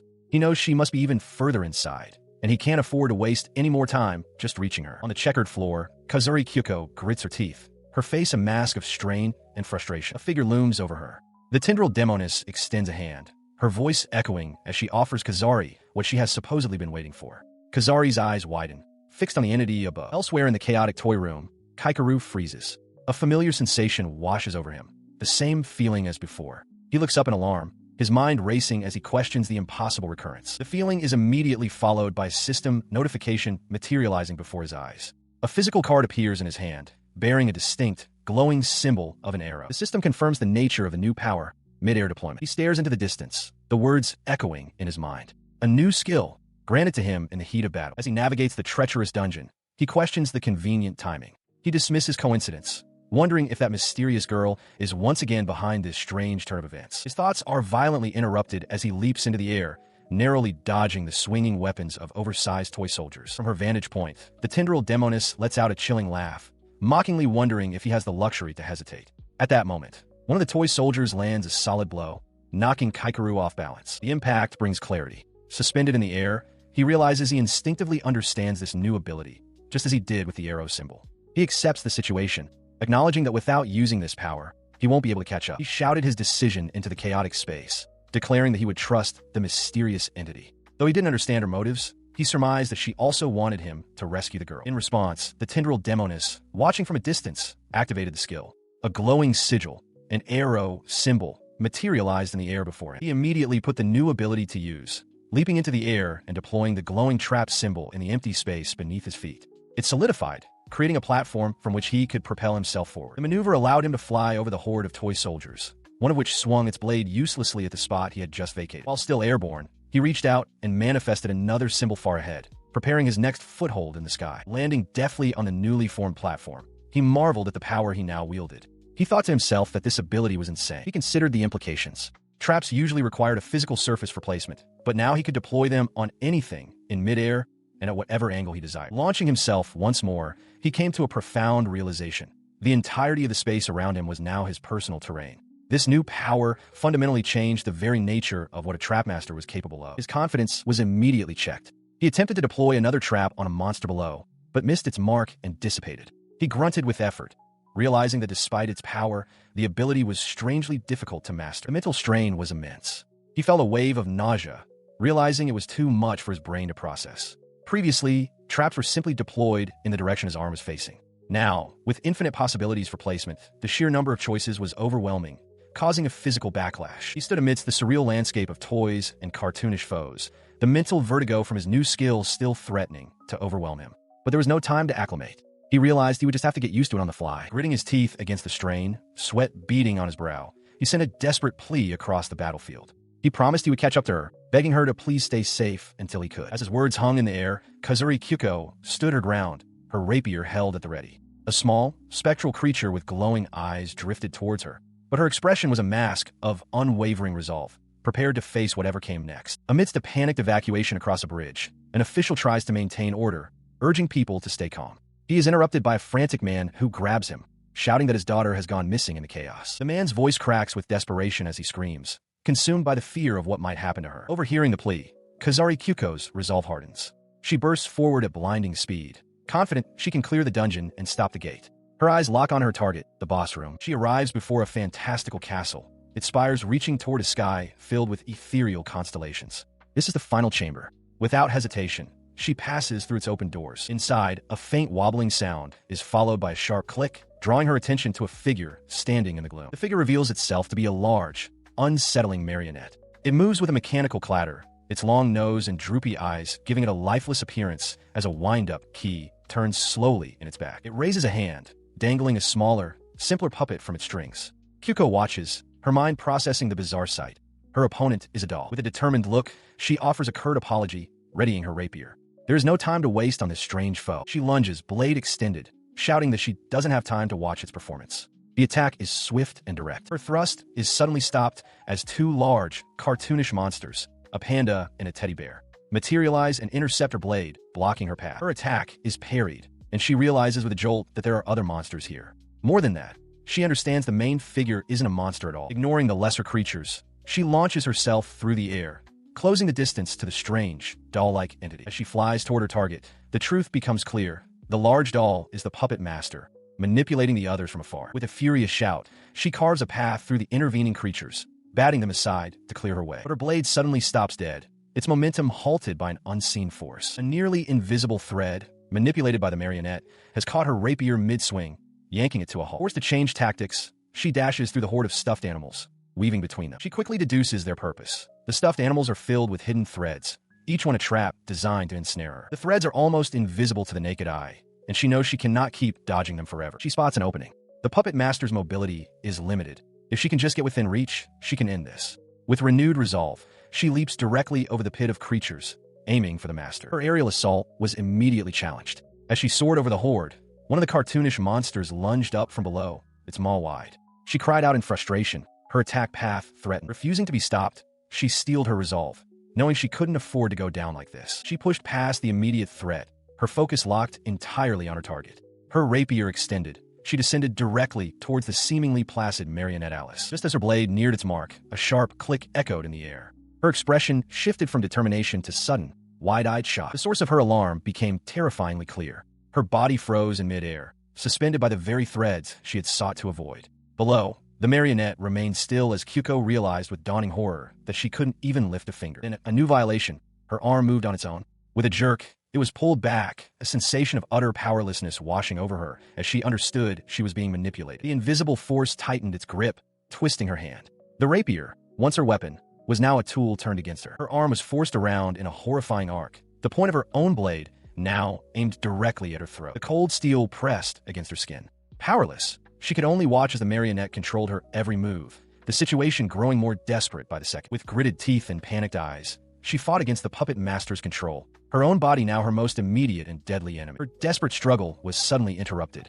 A young man with a dark, tattered cloak burst onto the scene, his sword wreathed in flame, announcing that he had made it just in time. His sudden appearance drew the attention of both combatants. The towering marionette Alice turned its head with an audible creak, while Kazuri Kyuko stared in disbelief, a shocked cry escaping her lips. In response to the intrusion, the marionette simply swayed its own small puppet, and Kyuko was flung through the air, her rapier aimed directly at the newcomer. His grip on his own sword tightened, the blade quivering with contained energy. She landed opposite him, forced into a dueling stance.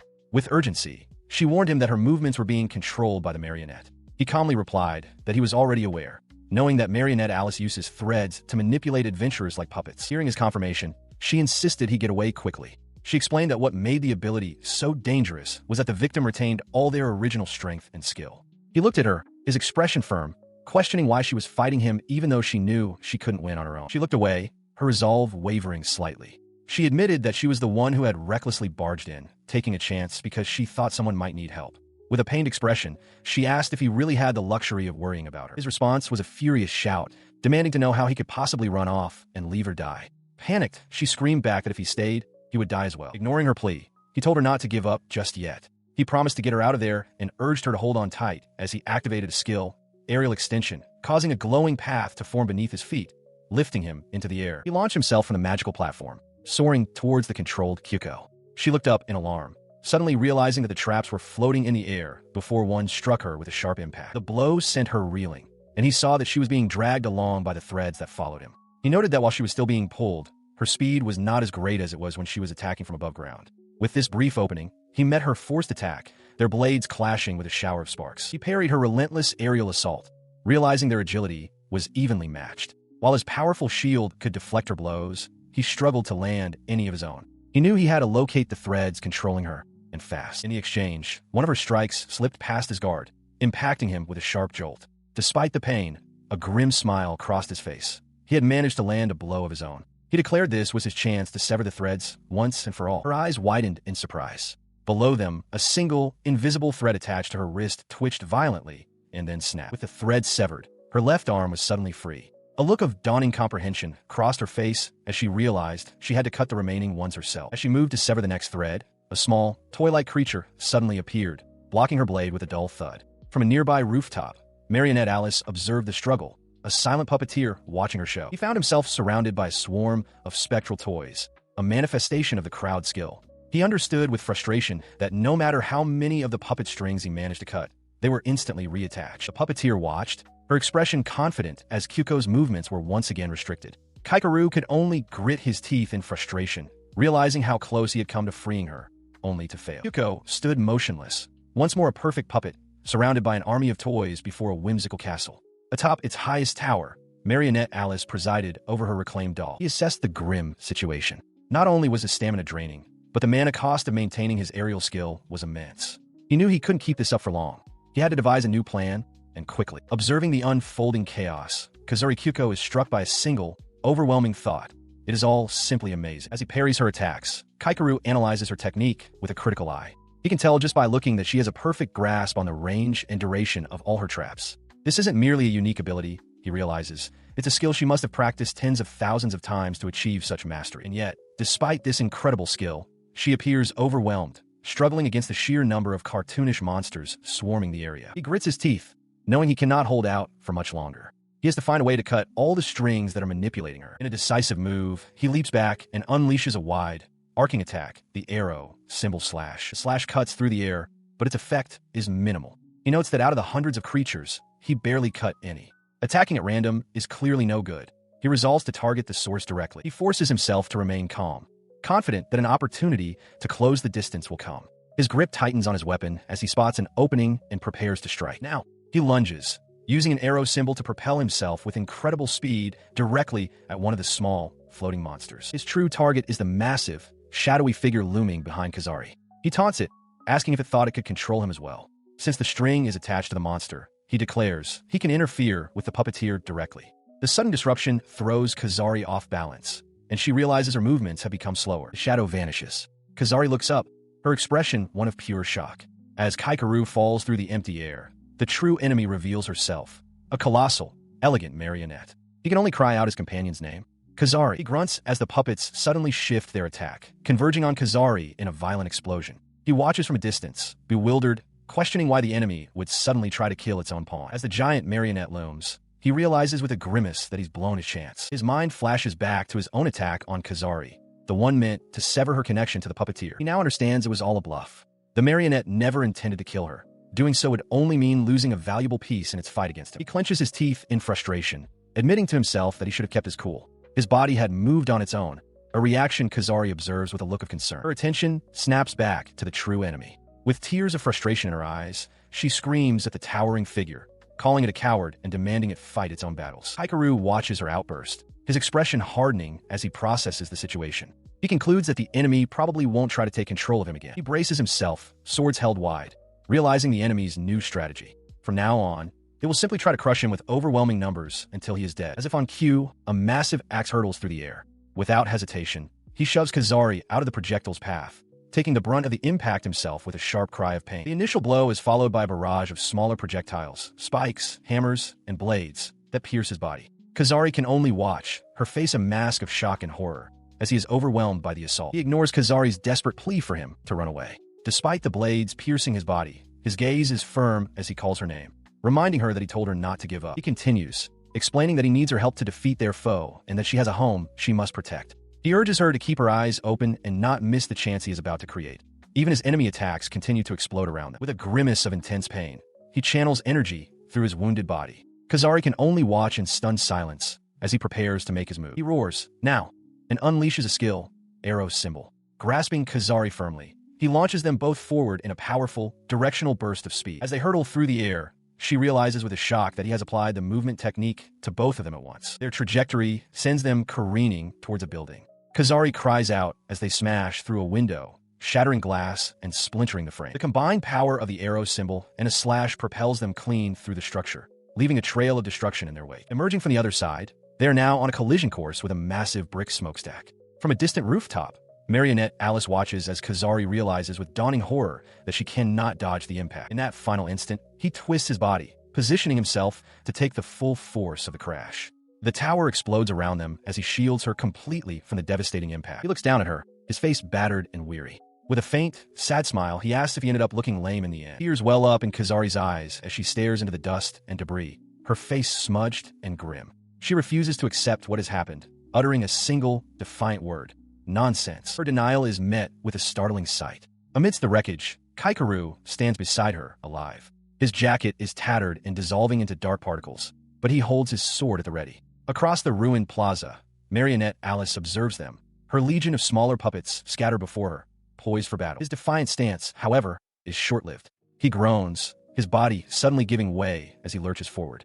Kazari reacts instantly, catching him before he can collapse and crying out in alarm. He struggles to remain upright, insisting that she not worry. He claims he only pushed himself too hard and that the real fight is just beginning. Kazari looks on, unconvinced. She can sense that he is not merely hurt, but that something else is deeply wrong. Leaning on her for support, his expression grim with effort, he begins to outline their only path to victory. He tells her there is a specific trick to taking down Marionette Alice. He explains the grim mechanics of their opponent's power. Dodging all of her invisible strings is impossible, and one is bound to connect eventually. Their strategy must be a pact of mutual rescue. When one of them falls under her control, the other must immediately sever the controlling string. With the plan established, he makes a critical admission, confessing that he is in no condition to fight at full strength. He asks her to take the lead on the front line. He looks to her for confirmation, asking directly if she can do it. Her response is immediate and fierce, her eyes blazing with renewed purpose as she retorts with defiant confidence.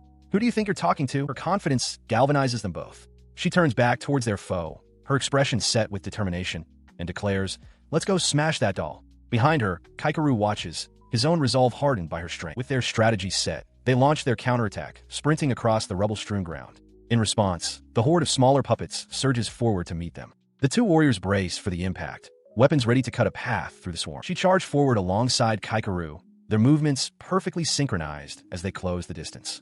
As they ran, a look of startled realization crossed Kaikeru's face. He was astounded by her skill. It was difficult enough for the person in the lead to keep the entire battlefield in mind, he thought. Yet without even looking at him, she was perfectly matching his speed. He realized with dawning admiration that she would be an amazing ally to have. As if to prove his point, her rapier began to glow with concentrated energy as she lunged forward, taking the lead for a decisive strike. The attack found its mark, striking Marionette Alice's arm with explosive force. The puppet's limb shattered into splinters under the force of the blow. As the battle begins, the Marionette Alice reveals a startling transformation. Kajura Kaikeru shouts in alarm at the sight of its newly formed arms. Beside him, Kazuri Kyuko urges caution, admitting she has never seen this before and speculating that they may have waited too long, allowing some kind of timer to activate. The creature now brandishes a multitude of long, sharp rods, held aloft by its spindly, newly manifested limbs, poised for a deadly assault. It immediately unleashes a blindingly fast barrage of strikes, forcing both Kyuko and Kaikeru to leap back and narrowly evade the attack. Her face, however, is alight with exhilaration. Fantastic, she declares, her eyes fixed on her foe, relishing the chance to finally fight it directly. From the sidelines, Kaikeru marvels at her incredible speed. The duel erupts into a chaotic storm of movement as Kyuko and the marionette clash. He watches, frustrated, realizing their movements are far too swift for him to intervene. He resolves to find another way to help. Weaving through the relentless attacks, she analyzes the situation. The marionette's reach with its extended weapons is far greater than her own. She concludes that to stand a chance, she must somehow close the distance and strike its main body. As she formulates her plan, Kaikeru provides the opening she needs. He chants, aerial extension, flame, causing several glowing magical sigils to materialize in the air. He warns the marionette to move carefully, lest it be caught in his traps as a creature of pure flame lunges from one of the sigils. The new threat forces the marionette to react. Kyuko observes with sharp eyes as it begins to retract its weapons, pulling them closer to its body to defend itself. Seeing the creature's defenses shift creates the momentary opening she was waiting for. With a determined thought, she surges forward, closing the distance in an instant. She brings her foot down in a powerful stomp directly onto the marionette's head, driving it towards the ground. From the sidelines, Kaikeru roars in encouragement, yelling for her to take it down. He watched her resolve harden into a battle cry. Kyuko screamed her defiance, declaring that she would never be defeated in a sword fight. Her blade struck true, shattering the marionette's form into countless pieces. With a final shout, she declared the fight to be over. But as the pieces fell, the marionette's head, still intact, opened its mouth wide. From his vantage point, Kaikeru's eyes widened in horror as he identified the new threat, poison needles. Before a warning could be shouted, a long, sharp needle erupted from the puppet's mouth, piercing Kyuko's shoulder. The marionette's voice echoed with malice, stating it was too bad and that it wouldn't be caught off guard again. The force of the blow sent her reeling through the air. Kaikeru cried out her name in alarm as he watched her fall. As she plummeted towards the ground, a sudden volley of sharp, dark projectiles erupted from below, streaking upwards to meet her. But the projectiles were not for her. They shot past, impaling the pursuing head of Marionette Alice. Landing safely, Kyuko clenched her fist, shouting in triumph that they had won. It was his final, perfectly timed shot. Kaikeru had unleashed the arrow just in time, allowing her to celebrate their joint victory. Catching her breath, she turned to him, a flush on her cheeks. She commented that the timing of his final arrow was so perfect, it was almost creepy. He grinned, suggesting she could have phrased her compliment more nicely. Their brief moment of respite was cut short as a brilliant light filled the sky. A massive, shimmering portal materialized before them, and Kyuko identified it immediately, the completion gate. She gazes into the shimmering portal, recognizing that the end lies on the other side. Kaikeru observes that while the main monster spawning should have ceased, some stragglers might still be causing trouble. He urges her to hurry through. As they prepare to cross, a wave of anxiety washes over her. With her eyes squeezed shut, she sends a silent, desperate plea into the ether, hoping that everyone is safe. Without another moment's hesitation, the two of them burst through the gate, leaving the dungeon's oppressive darkness behind. She finds herself on the familiar stone path leading up to the inn, its traditional architecture a comforting sight against the backdrop of the night sky. Her gaze then shifts to Kaikeru, who stands a short distance away, offering a quiet word of acknowledgement for her success. At that moment, the small masked girl rushes to his side, joyfully exclaiming that she knew her Oni-chan would succeed. Nearby, Yuzui and Tsukasa wait, their expressions filled with relief. Though their clothes are tattered from the battle, they are both safe and smiling. Yuzui offers a simple welcome back, her voice filled with emotion. Tsukasa adds with a triumphant grin that they managed to defeat all the monsters on their end. Kaikeru takes in the sight of his victorious companions. Looking out at the tranquil forest under the stars, he confirms his return with a simple, heartfelt affirmation. Elsewhere on the inn's grounds, the armored knight watches her maid, Natsum, walk away, expressing her relief at the outcome. Natsum, in turn, reflects on the difficult choice she faced. She had been torn between her duty to protect her lady and the urge to use her stealth abilities to follow the others into the dungeon. She expresses her immense relief that the crisis ended without further trouble, finding it hard to believe that just two adventurers managed to clear an entire Stampede dungeon on their own. As Kyuko walks away from the group, her expression is distant. Behind her, Kaikeru winces in pain while their companions try to comfort him, assuring him that a healer will arrive soon. Her solitary walk is interrupted by a sharp cry of her name. She turns to see an older woman in a traditional kimono, her guardian, striding towards her with a furious look. The woman's face is a mask of anger as Kyuko stops on the bridge, finally acknowledging her presence with a quiet utterance. Without warning, the guardian seizes Kyuko's arm. "You idiot!" she shouts, her voice trembling with rage. "Why the hell would you do something so dangerous?" Her tirade continues as she insists that Kyuko should leave this kind of work to the experts and never do it again. Kyuko stares back, stunned into silence by the verbal assault. Kaikeru intervenes, gently urging the guardian to calm down. He looks at her pointedly, suggesting that she needs to appreciate her daughter a little more. The guardian's stern gaze shifts to Kaikeru. In that moment of distraction, Kyuko turns and continues walking across the bridge, her posture defeated. Kaikeru begins to speak again, his eyes on the guardian. He explains that he was simply worried for Kyuko. He confesses that he doesn't care what might happen to the house, so long as she stays safe. His words reach Kyuko, stopping her in her tracks. Her eyes widen in shock and disbelief at his heartfelt declaration. A realization dawns on her. She knows that her desire to be an adventurer will inevitably hurt her guardian, no matter what she does. But still, an unspoken feeling lingers. Her resolve hardened, her mind echoing with the promise to never give up. She faced her guardian directly, her voice steady despite her injuries. She announced that upon graduation, she was going to Tokyo. She continued, acknowledging that this decision would cause worry, but she wasn't seeking approval. Her path was set. She wanted to be an adventurer. Her voice then rose with fiery conviction, declaring that she would one day return home, but only after she had crushed every single dungeon in the world. By becoming the strongest adventurer in the world, she proclaimed no one would ever be hurt again, and her mother would no longer need to worry. Her only request was that when she finally came back, her mother would greet her with a smile. Her guardian stood silently, observing the determined young woman. A quiet thought surfaced in her mind as she looked at her daughter. She wondered when Kyuko had grown taller than her. Breaking the tense silence, she made a simple request. Kyuko was to bring back some manju, as it would make her grandmother happy. After a brief pause, she quietly added, "And me too." Turning away slightly, she confessed with a hint of sorrow that she wouldn't feel like eating them if Kyuko wasn't around. The unexpected vulnerability in her guardian's words struck Kyuko deeply, causing tears to well up in her eyes and a flush to spread across her cheeks. With quiet emotion, she simply agreed. The two stood together on the bridge under the night sky, a silent understanding reached. Later, Kyuko slept soundly, at peace. The next morning, dressed in casual clothes, she was walking along a path when she saw Kaikeru at a public water tap. He looked up from washing his face, their eyes met, and he acknowledged her with a quiet, surprised "oh." He noticed her presence, asking if she was up early for training. Kyuko, her face turned away, struggled internally. She knew she needed to thank him for the previous day, yet the words wouldn't come out.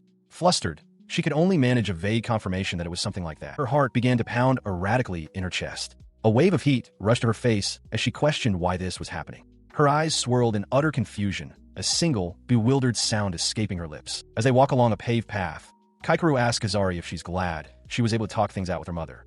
Visibly flustered, her face flushed, Kazari stammers for him to wait and hold up. Her mind races as she tries to rationalize her feelings.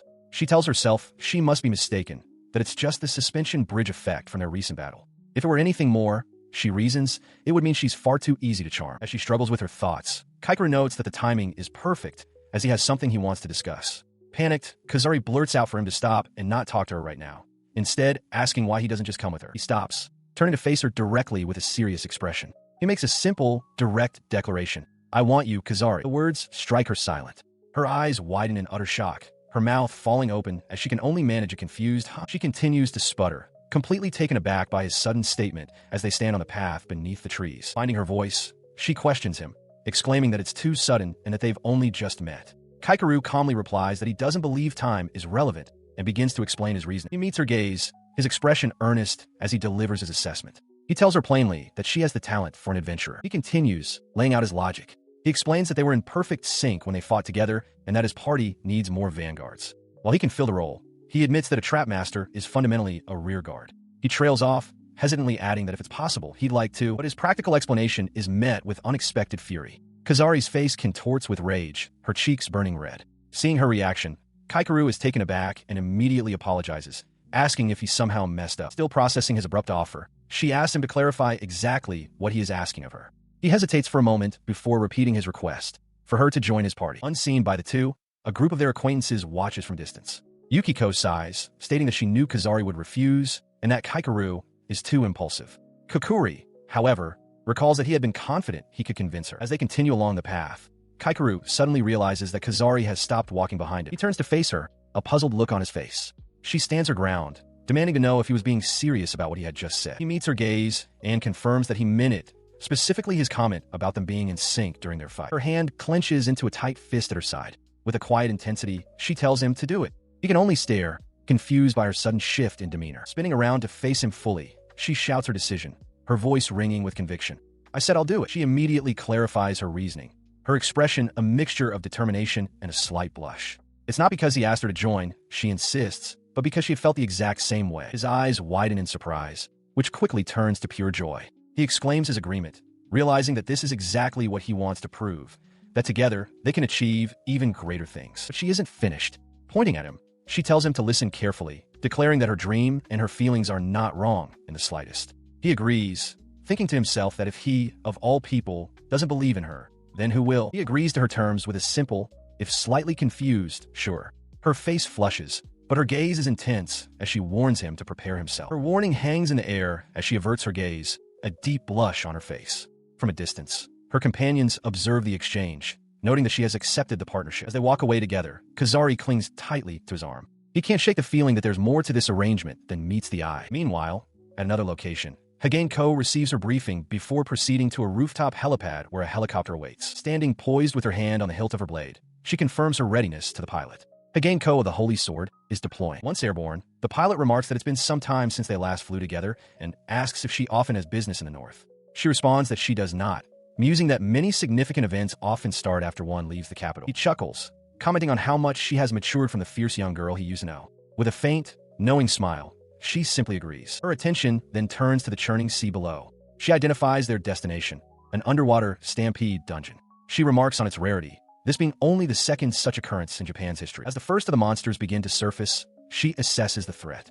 Thankfully, they do not appear to be true swimming types, but their presence is a grave danger to any nearby vessels. She resolves to eliminate the surface threat before descending into the dungeon itself. Informing the pilot that she has authorization to use her skills outside the designated battle zone, she commands him to open the door. Leaping into the open air high above the water, she prepares to unleash her secret sword technique, White Light. She unleashes her secret sword technique, White Lightning. A colossal, crescent-shaped wave of pure energy erupts from her blade, arcing across the sky and down towards the churning sea. The energy wave strikes the ocean's surface with devastating force, carving a brilliant, straight line through the water and vaporizing everything in its path. From the helicopter, the pilot watches in disbelief. He asks how she plans to return, and she calmly instructs him to simply pick her up when he sees her floating down below. The pilot can only stare, thinking to himself that she is something beyond human. Meanwhile, under a crescent moon in a dark, eerie forest, Kaikeru's party is locked in a desperate battle. A massive Oni mask figure looms over them as Tsukasa and Kazari launch a coordinated assault. Kaikeru shouts, declaring that he's blocking the right side and ordering Kazari and Tsukasa to execute their part of the plan. In response, Tsukasa leaps through the air, daggers flashing, and lands with a triumphant declaration that her part is complete. She immediately turns to Kaikeru, excitedly whispering that she won and asking if he saw her appeal. Kazari, standing nearby, looks on with a mixture of shock and irritation. Observing the interaction from a safe distance, the rest of the party comments on Tsukasa's recent cheerfulness. Yukiko notes that fighting has become much easier since they gained a fifth member, while Kakuri suggests that Tsukasa is happy to have found a rival, remarking that they are similar types of fighters after all. With the battle concluded, the group gathers. Kazari asks if they successfully protected all the gates in the area, and Kaikeru confirms it. She notes that this success means the travel restrictions will be lifted, which makes the job worthwhile. Kaikeru agrees, stating he'll take all the badly damaged equipment to the Reize blacksmith for repairs. Tsukasa, however, reports that her own gear is fine and she can handle it herself. He turns his attention to Kazari, who looks at him with a complex expression. She remarks that he's like an adventure machine, admitting it's the first time she's ever met someone who trains and prepares even more than she does. She adds that it feels unfair that he's also a former member of the Holy Sword, musing that this must be how the top adventurers operate. Her contemplation solidifies into fierce resolve. She declares that it suits her just fine, vowing to take on the Origin Gate or whatever else comes their way. She is ready for any challenge. As she and the others traveled, Kaikeru spoke up with a satisfied expression, remarking that they finally have a good party. His tone then shifted to one of seriousness. He announced to everyone that he had something to tell them while they were on the move, stating his desire to explain how he came to learn his arrow symbol skill. Tsukasa, intrigued, asked him what it was. As he began his story, the memory of the encounter flooded his mind, the ethereal form of the tendril demoness and the powerful, arrow-like energy that pierced him. His companions, Kazari, Itomi, and Tsukasa, listened with rapt attention. After hearing about the mysterious girl, Kazari was the first to question the nature of this being, asking if she was even human. Kaikeru admitted that he doubted it, positing that she was likely aligned with the dungeons in some way. He continued, clarifying that the only thing he knew for sure was that she had granted him the skill with a specific goal in mind. The revelation caused a stir among the girls. Itomi noted that she had never before heard of a monster that could speak. He concluded his tale with the unsettling realization that he was now somehow connected to the powerful entity that loomed in his memory. This information gave Kazari pause. She found it too significant to be a simple act of mediation and mused that while many have researched the origins of skills and jobs, the question of why adventurers receive them remains. Kaikeru confessed he didn't know, but added that it felt as if he was being watched. She continued her train of thought, proposing that if these beings from the dungeons can grant skills as they please, it seems only natural to assume that the quests adventurers undertake must also originate from them. The implication of her words spread unease. Itomi voiced a chilling possibility. If they can grant skills, perhaps they can also take them away. Kazari, however, saw an opportunity, wondering aloud if she might be able to acquire a unique skill of her own. Interrupting their speculation, Kaikeru pointed out how dangerous their line of thinking was. At that moment, a sudden shift in the air drew their collective attention upwards, signaling an approaching threat. He concluded that while chaos would spread if his story got out, ignoring the situation felt even more dangerous. He voiced this plan to the group, stating that they needed to investigate the top brass of the association, but only with those who believed him. Before they could tackle the origin gate, Kakuri interjected, wanting to confirm their immediate priority. In response, Kazari accepted the task, declaring she would use her family's connections to investigate. She then added that the hand that emerged from the dungeon bothered her, glancing at a prominent circular marking on her own arm. Kaikeru quietly wondered if they could truly be trusted. Tsukasa suddenly interjected, exclaiming that she understood. She questioned Kaikeru directly, asking why he hadn't told Holy Sword, and mused that the other girls were incapable of dealing with political matters. Her sharp remark drew a challenge from Kakuri, who questioned why Tsukasa was so willing to trust her, a newcomer. Kakuri stated that she would have considered the Reize family more trustworthy. Tsukasa countered that the risk was to Kaikeru, as she might act on the information he provided. He stepped in to quell the argument, explaining his reasoning. He simply felt it was unacceptable to bring Kakuri all the way to Tokyo without telling her the truth of the situation. She conceded that he was right, admitting she would have haunted him for the rest of his life if something had happened in the dungeon while she was kept in the dark. Kaikeru affirmed that they were up against an unknown being and needed to do everything they could. With an apology, Kakuri confessed her selfish reason. She wanted to challenge their foe with all four of them together. With the tension eased, Kazari stood atop a balcony railing and announced with a grin that she would go first as the others watched on. She then turned, her expression alight with fierce determination. She declared that she was relieved to finally know the secret of his absurd power. To her, the path forward was simple.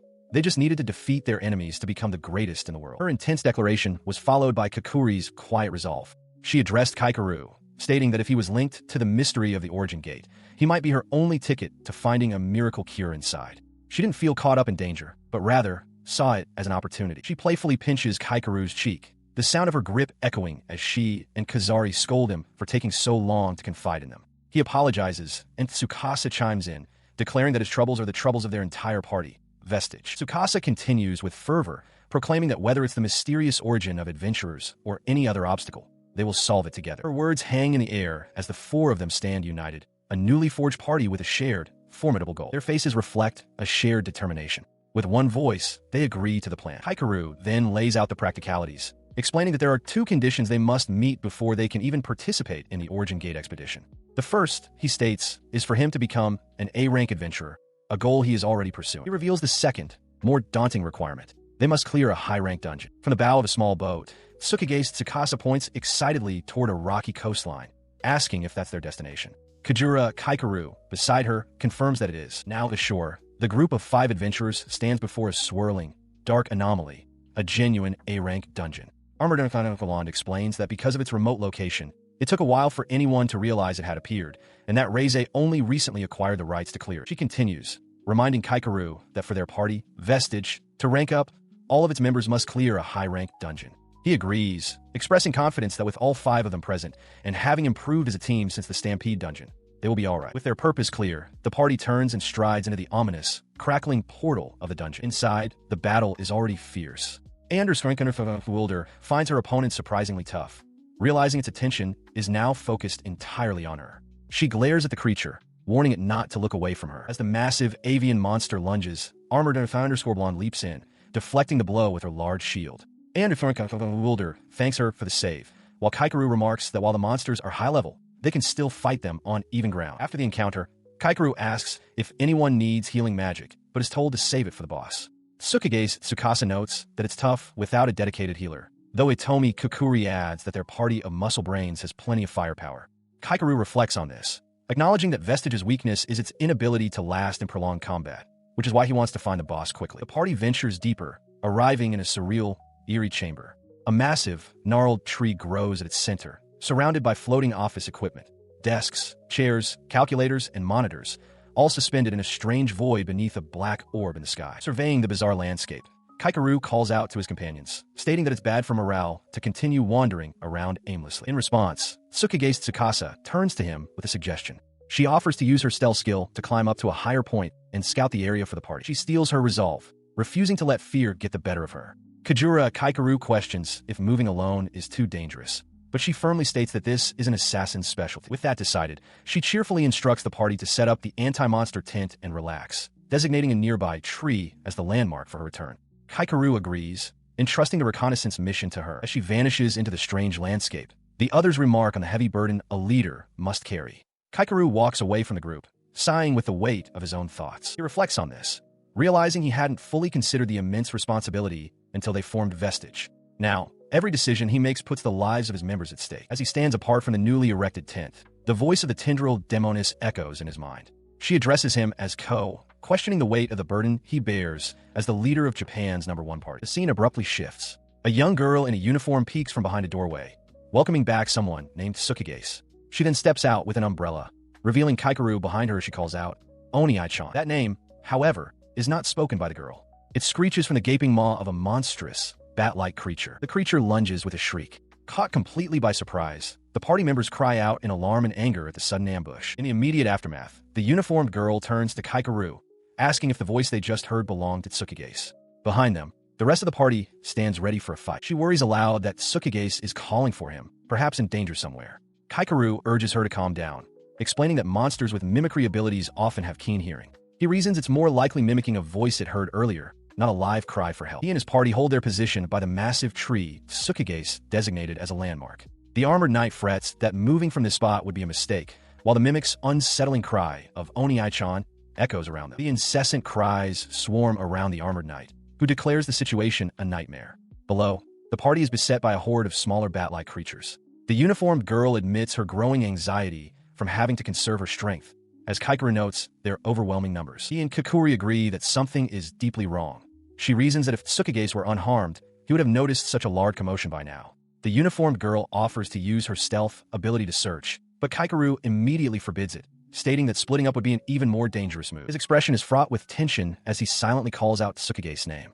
He steels himself, determined not to lose his composure. Panicking now, he thinks, would render his initial decision meaningless, no matter how scared they are. Despite his resolve, doubt begins to surface as he questions his choice to wait. He looks up to see the main mimic monster dropping small, dark spheres upon them from above. As the spheres descend, Kakuri notices a critical detail. A large leaf that had been torn by a monster's attack moments before is now inexplicably whole again. The realization strikes him. He whirls and shouts the uniformed girl's name, Yuzui. He quickly tells her that he's sure Tsukigase is alright, but there must be some reason he can't find him right now. She immediately understands the implication and takes charge, instructing him to fire a light-based arrow, symbol straight up into the air. As he fires the glowing arrow, she prepares her own attack, swinging a dark sphere on a chain. The arrow soars towards a massive, illusory clock face that has materialized in the sky. The arrow vanishes mid-flight, creating only a faint ripple in the air. With a jolt, Kaikeru understands. He knew it. The entire spectacle is an illusion. He watched as Tsukigase descended through the swarm of illusory bats, her spear-like weapon clearing a path through the disorienting space. As she landed, she cheerfully announced her return.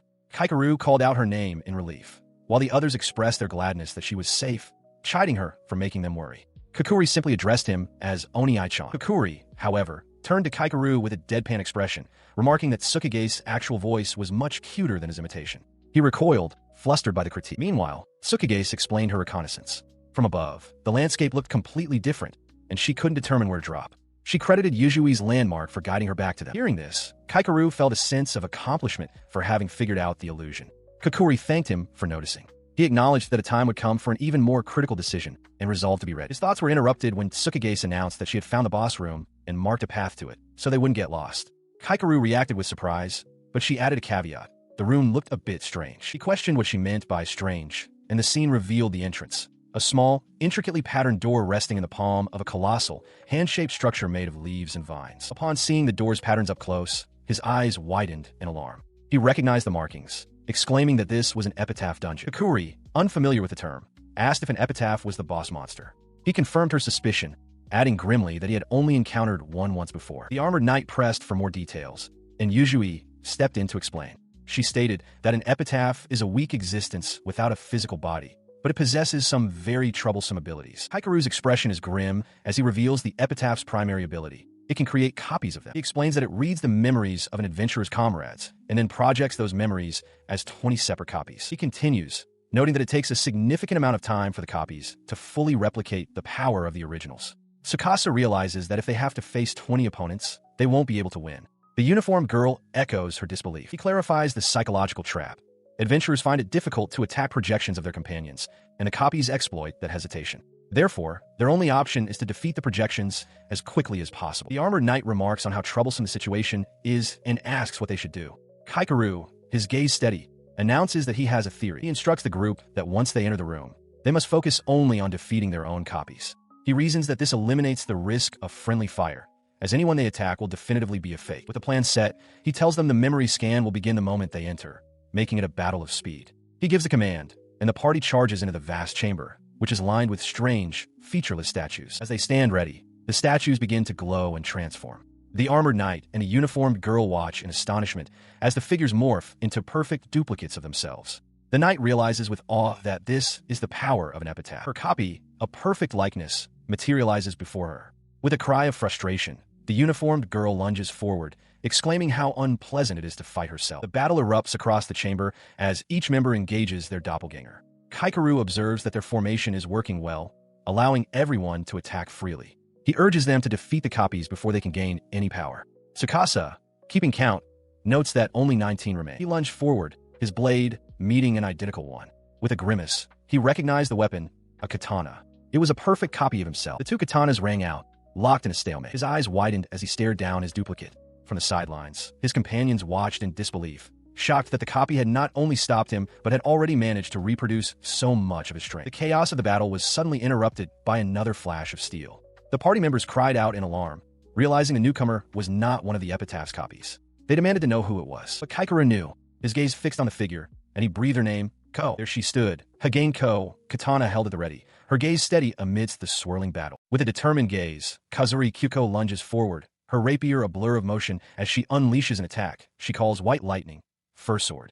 Watching from behind, Kaikeru, Tsukasa, and Yuzui are taken aback by the sudden assault, with Kaikeru muttering Ko's name in surprise. Before he can fully process the scene, an unseen force slams into Kaikeru, sending him hurtling backward through the air. He crashes to the ground, looking up in stunned disbelief as Kazari's blade continues to strike at a shimmering, invisible opponent. As her attack sends sparks flying, the armored knight urgently shouts for the others to get behind her, bracing for the incoming assault. The group descends into a frantic argument. Tsukasa accuses Kaikeru of thinking about the holy sword, while with them, calling him a cheater. He tries to deny it, but the armored knight cuts them all off, yelling at them to save the discussion for later. Their squabble is cut short when Yuzui warns that they must defeat the entity quickly, as it is still reading their memories and growing stronger.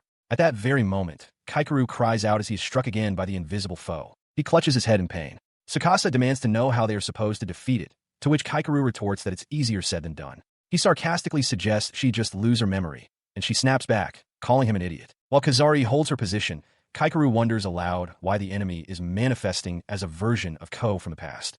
Tsukasa grimly points out that they should be grateful it isn't the current Ko, otherwise they would have already been beaten. Her words trigger a realization in Kaikeru. His eyes widen as he understands. She's right. The entity they are fighting is a manifestation of Ko from a specific, shared memory. As the truth settles in, the ground before them erupts. A colossal, draconic beast, born from that very memory, bursts forth, letting out a deafening roar that shakes the battlefield. Heeding Tsukasa's command, he moves into position as the party coordinates their assault on the massive beast. Tsukasa declares that their attack should leave the creature wounded, while Kazari agrees to handle its left side. His dejection is palpable after the exchange. Kazari turns to Tsukasa, questioning if they overworked him, noting that only about 20% of the monsters fell for his traps. He cries out in frustration, apologizing for always making them worry about his low level. The outburst triggers a memory for the armored knight. She recalls a time shortly after Ko had become an S-rank adventurer and was just beginning to be recognized for her strength. In this memory, Ko stands with Tsukasa and Kukuri,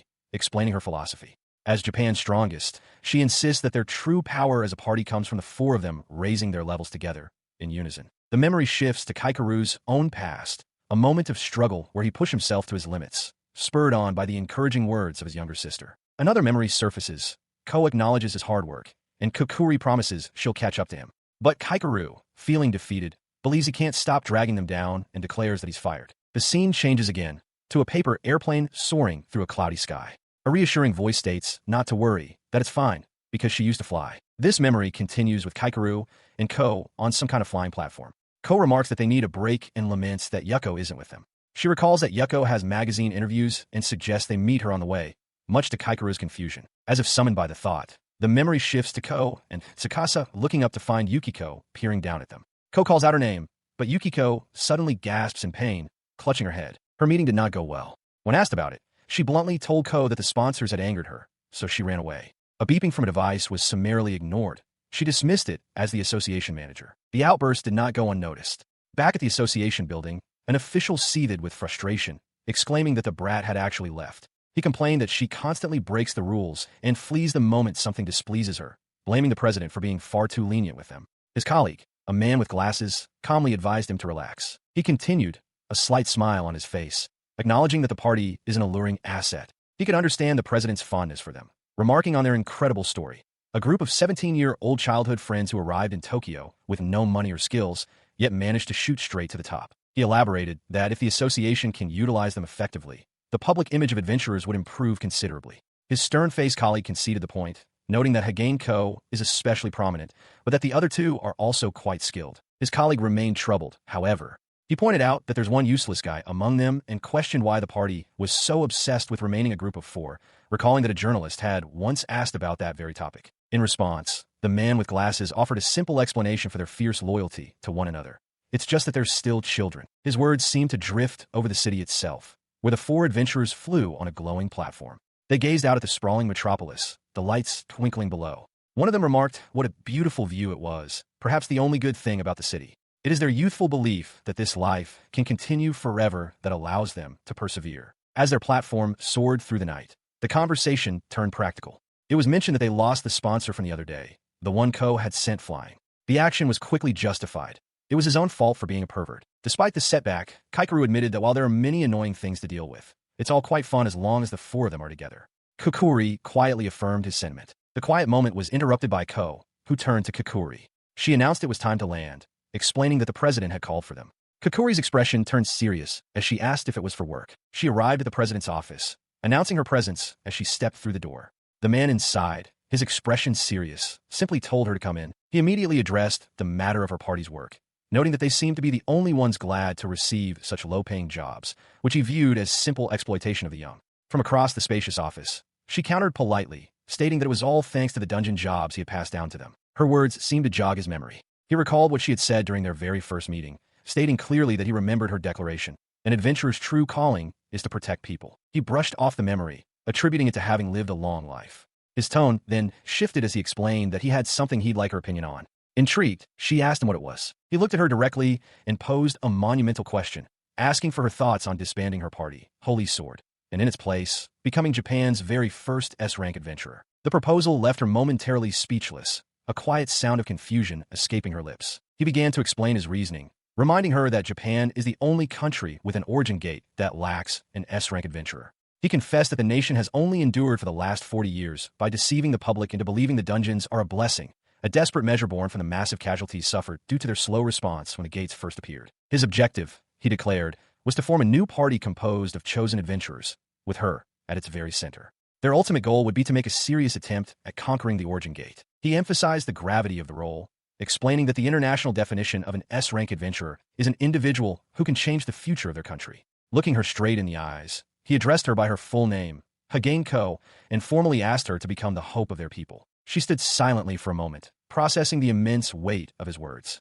After a pause, she quietly replied that she was overjoyed by the praise he was giving her. She hesitates, then voices her primary concern.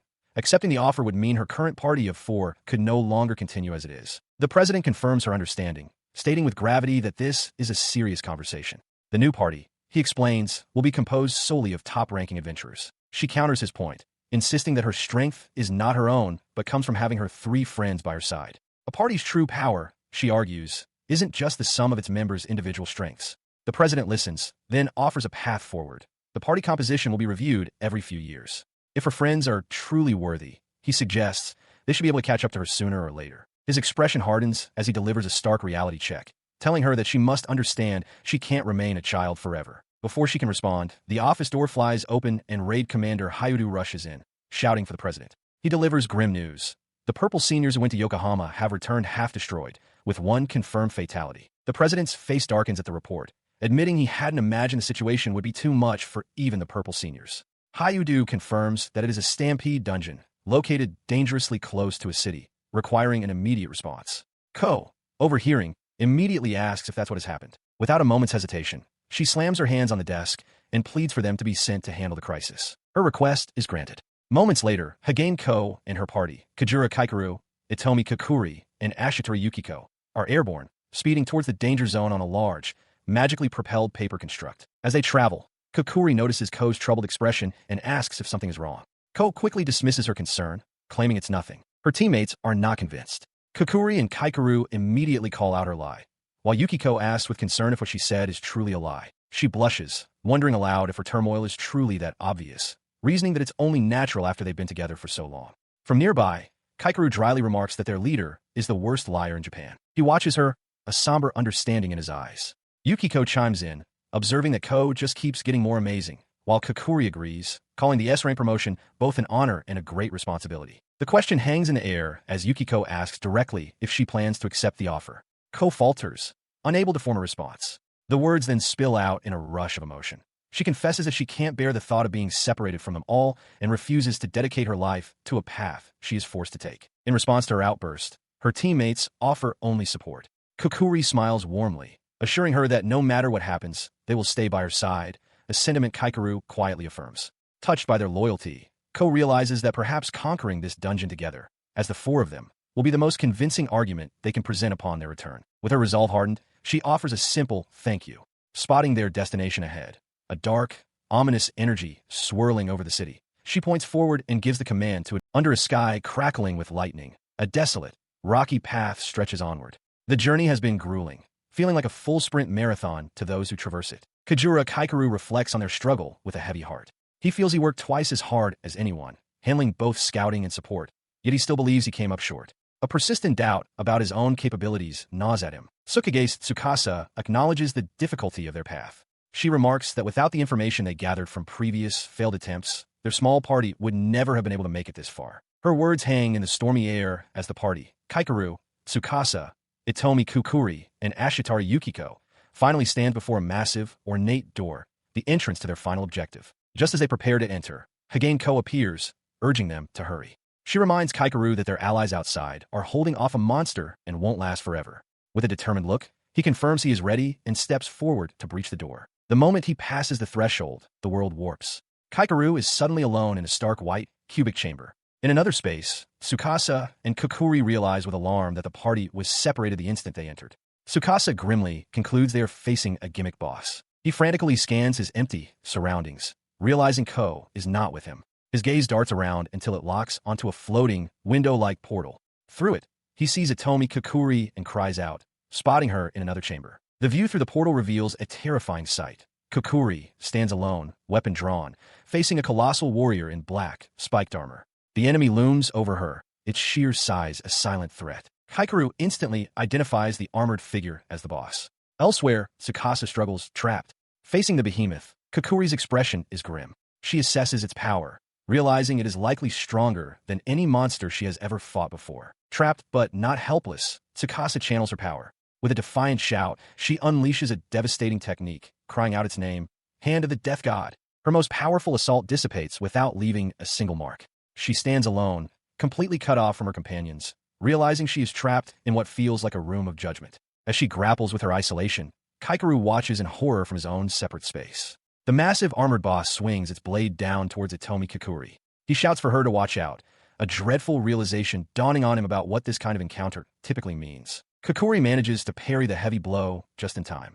Watching her struggle, Kaikeru's suspicion solidifies. He understands now. They're facing a boss that cannot be defeated until they each fulfill a specific condition within their isolated chambers. He shouts encouragement towards the ethereal barrier separating him from Kukuri, urging her to hang on while they figure out a solution. From her side, her expression determined, she simply acknowledges his words with a calm okay. While Kukuri holds the line against the main boss, Tsukasa attempts to take action in her own empty dimension. She prepares her power, calling forth a Shikigami, but her summons fail to manifest. The space is utterly barren. From his vantage point, Kaikeru confirms there is no apparent exit. Tsukasa herself realizes the problem.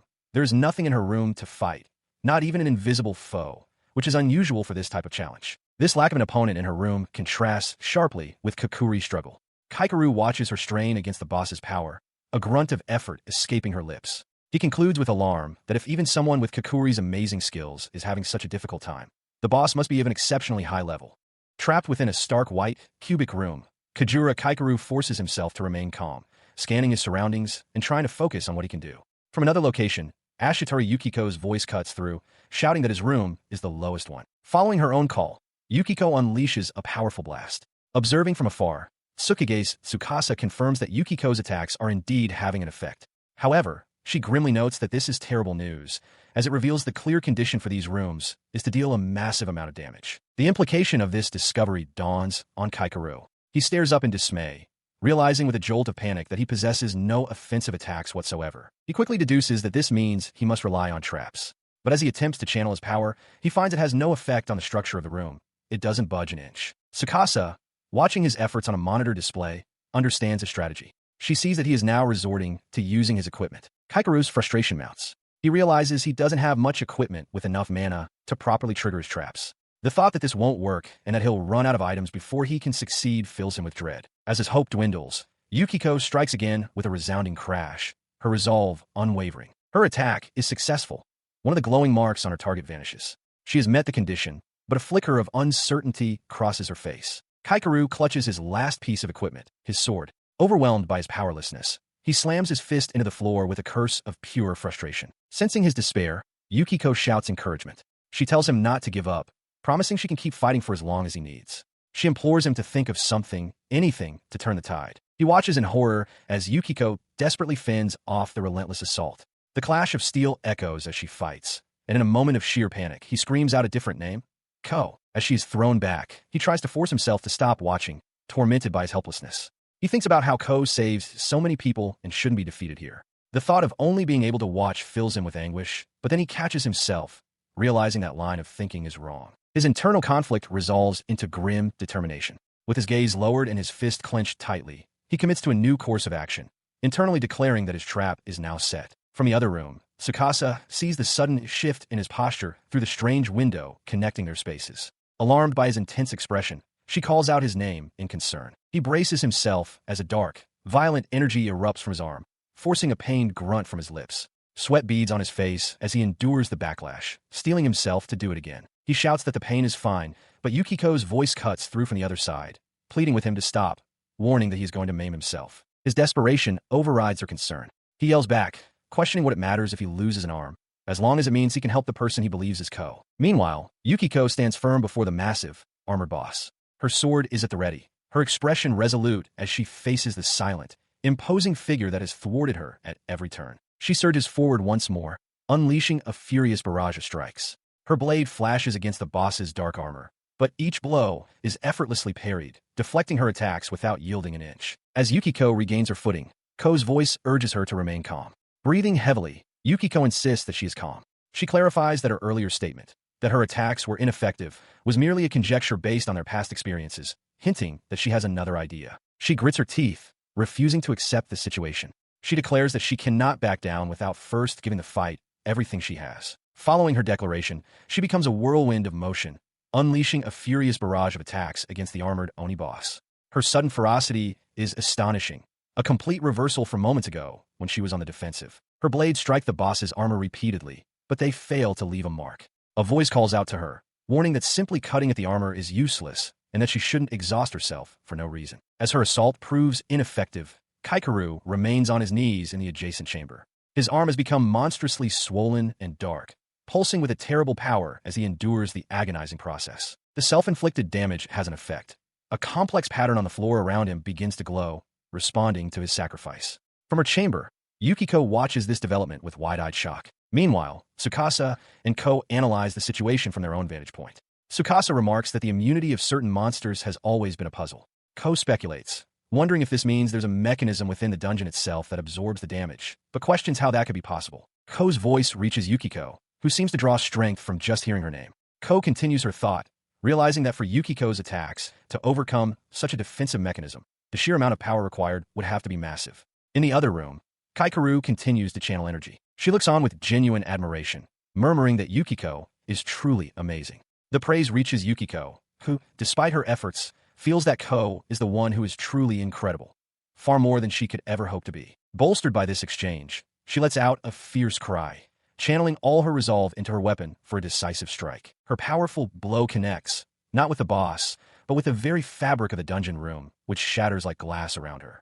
The unexpected result leaves Kaikeru, Tsukasa, and Ko staring in stunned disbelief. His mind drifts back, pulled into a memory of a desolate, snow-dusted field. There, Ko stands alone, her hair tied back differently than he's used to, two katanas held at her sides. Her expression is somber, her form silhouetted against a stark white backdrop. She was looking down at him.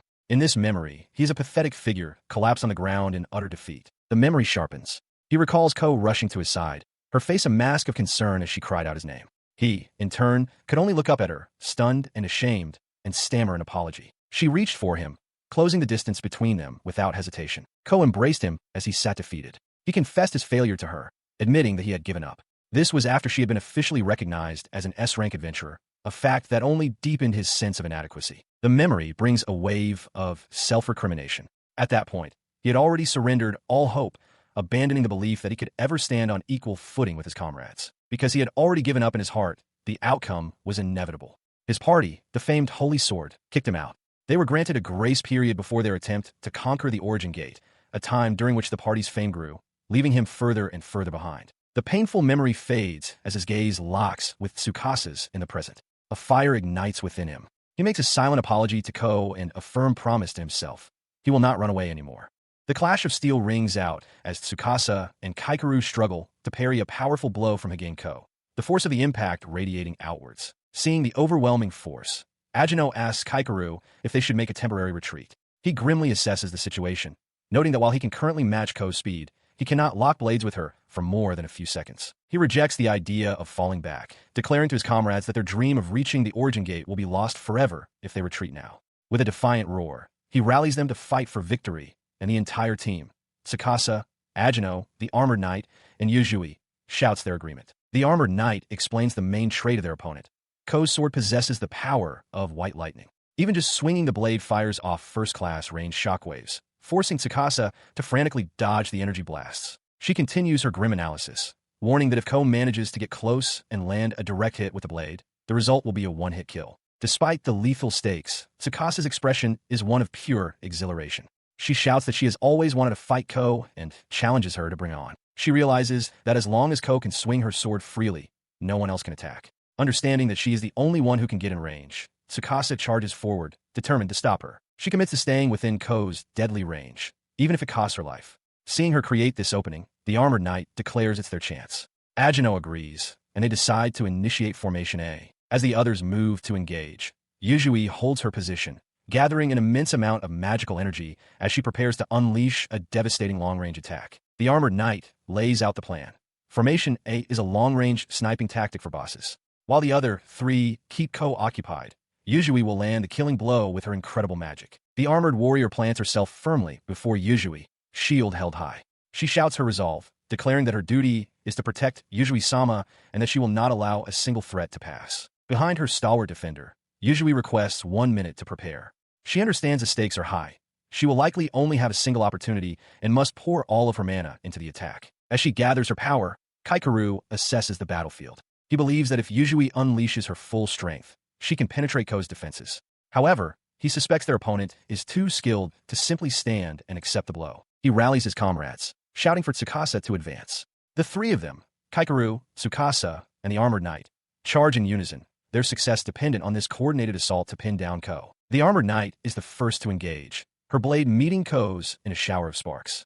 She is immediately taken aback by her opponent's incredible speed, questioning if she can even keep up as Kaikeru moves into support. He and Tsukasa press the attack from multiple sides, a flurry of coordinated strikes aimed at overwhelming their target. Yet, Ko effortlessly deflects their combined assault, her defense impenetrable. Seeing her poise, Kaikeru roars for them not to let her escape. The trio closes in, trapping Ko in a vortex of steel, but he grimly notes that their opponent is far too skilled to miss any opening they present. Despite being outnumbered, Ko internally acknowledges the terrifying reality, with all three of them attacking at once. The fight has finally become an even match. Meanwhile, Kaikeru determines that to create an opening for Yuzui, he must use his Shadow Stitch ability, but realizes there is a problem. The complication becomes clear.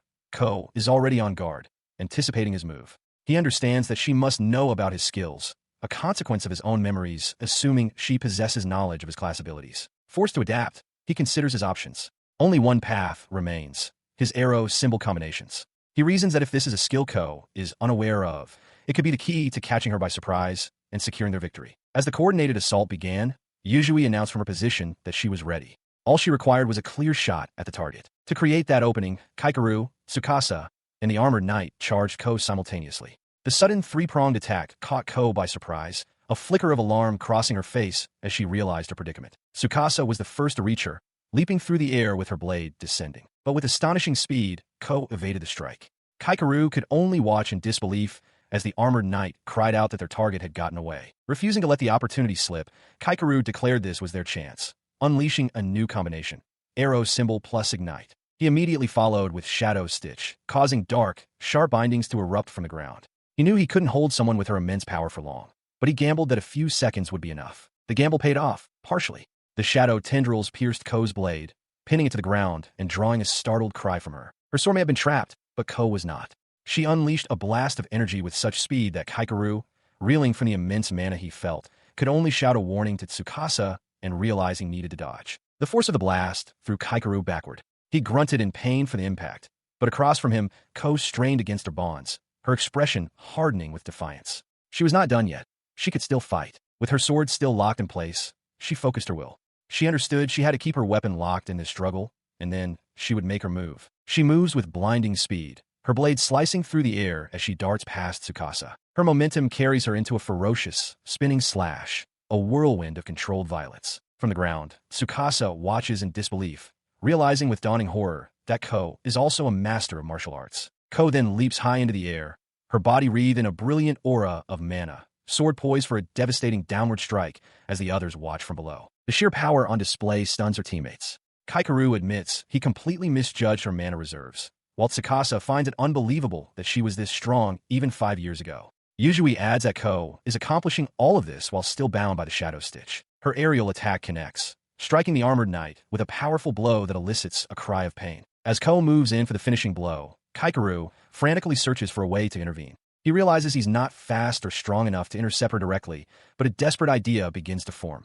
There's one other way to keep her in check. His mind flashes back to the past, to the Reize adventure training grounds. In a memory, a younger Kaikeru lies injured on the ground before a wall riddled with holes. Agino screams his name in a panic, rushing to his side, while younger Tsukasa asks what on earth he did to cause such damage. As Agino tends to him, Tsukasa questions the reckless boy. He admits he tried combining 3 traps by stacking 3 arrow symbols.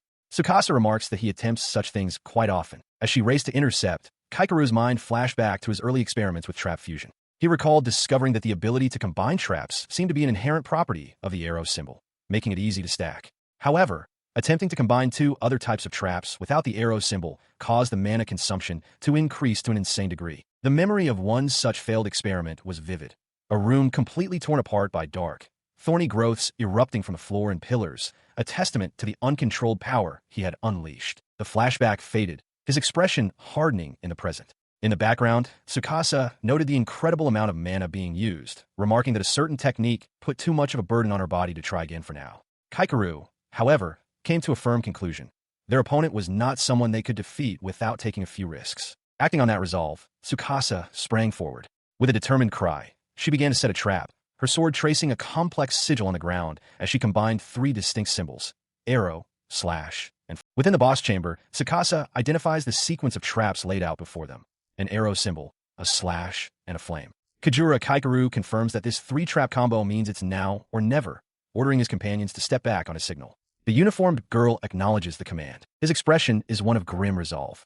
He thinks to himself, relieved that they had discussed the contingency plan, just in case he was forced to use this particular strategy. He then bellows, "Let's go," as he slams his hand down onto a glowing sigil on the floor, activating the trap. As the trap is sprung, both Tsukasa and the uniformed girl are already moving, retreating across the chamber floor as planned. A violent wave of destructive energy erupts from the sigil, tearing a path of jagged blackness across the tiled floor toward the enemy. The destructive force escalates exponentially, shattering the entire foundation of the room. The ground gives way beneath Tsukasa and the uniformed girl, sending them plummeting into the darkness below. The sheer power of the collapse stuns Kaikeru. Tsukasa, caught in the cataclysm, shouts for everyone to get back, realizing with horror that the floor itself is breaking apart. In moments, a massive, dark chasm yawns where the solid floor of the boss room once stood, the stone fractured into a deep abyss. Kaikeru stares into the seemingly bottomless pit, realizing that a fall would be certain death.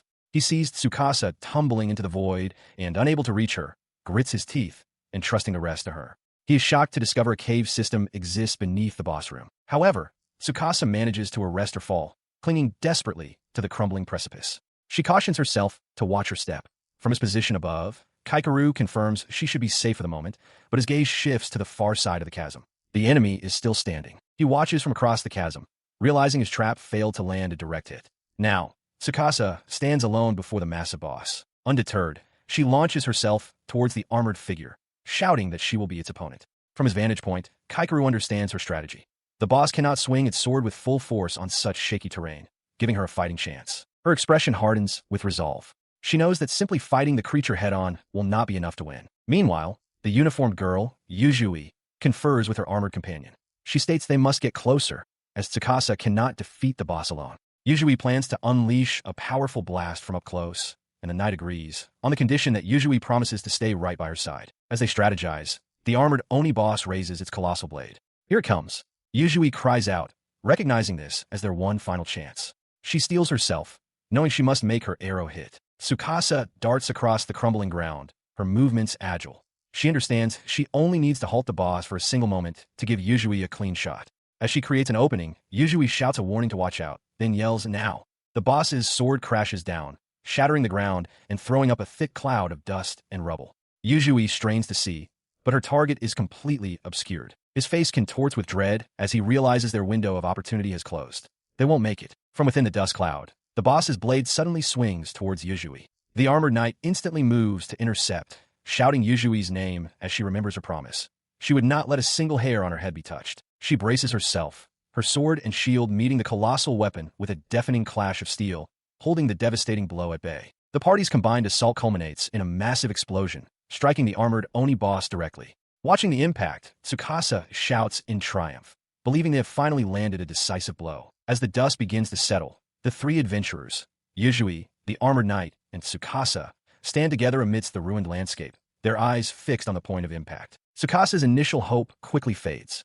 She scans the area, a flicker of unease on her face as she realizes the dungeon's clear gate has not materialized, a sure sign that their enemy is not vanquished. Her fears are confirmed in an instant as the armored Oni boss bursts from the cloud of debris, its form completely unscathed. With a cry of alarm, Tsukasa shouts a warning that their foe is not defeated yet. The boss now stands menacingly close. Yuzui stares in disbelief, realizing that her meticulously aimed shot, an attack she considered nearly impossible to execute, had only just missed the creature's vital points. Tsukasa looks on in horror, seeing the enemy right next to them. In response to the immediate threat, Tsukasa plants herself firmly between her comrades and the looming boss. With fierce determination, she vows that she will not allow it to advance a single step further. Her resolve is clear, though their options are dwindling. Yuzui internally admits that they have no more trump cards left to play. Beside her, the armored knight comes to a grim conclusion. The only path to victory now is for her to somehow pierce the boss's impenetrable armor. Refusing to yield, the armored knight roars with defiance, proclaiming that they will never give up and will push far beyond their limits. Inspired, Tsukasa declares that she will be the one to act. Meanwhile, separated from the main group, another plan is taking shape.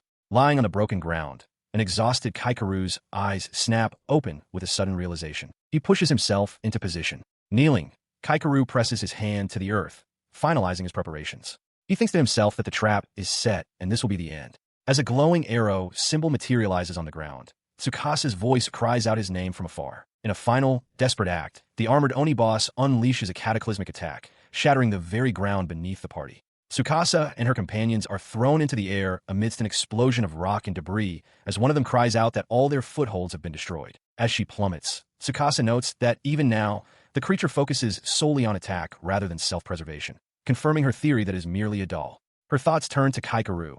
She silently apologizes and promises she will come to see the real you again. From his distant vantage point, Kaikeru assesses his own state, realizing with a flicker of concern that he has no mana left to create another guiding arrow symbol. His large, bolt-like weapon is ready, but its special function is spent. Despite this, his resolve is unshaken. He stands firm, declaring that they will not lose so easily. He holds an unwavering belief that with his companions by his side, they are the strongest, The battlefield continues to disintegrate as the armored knight is sent tumbling helplessly through the air, surrounded by the shattered remnants of the ground. Moments later, the chaos subsides. The battle is won.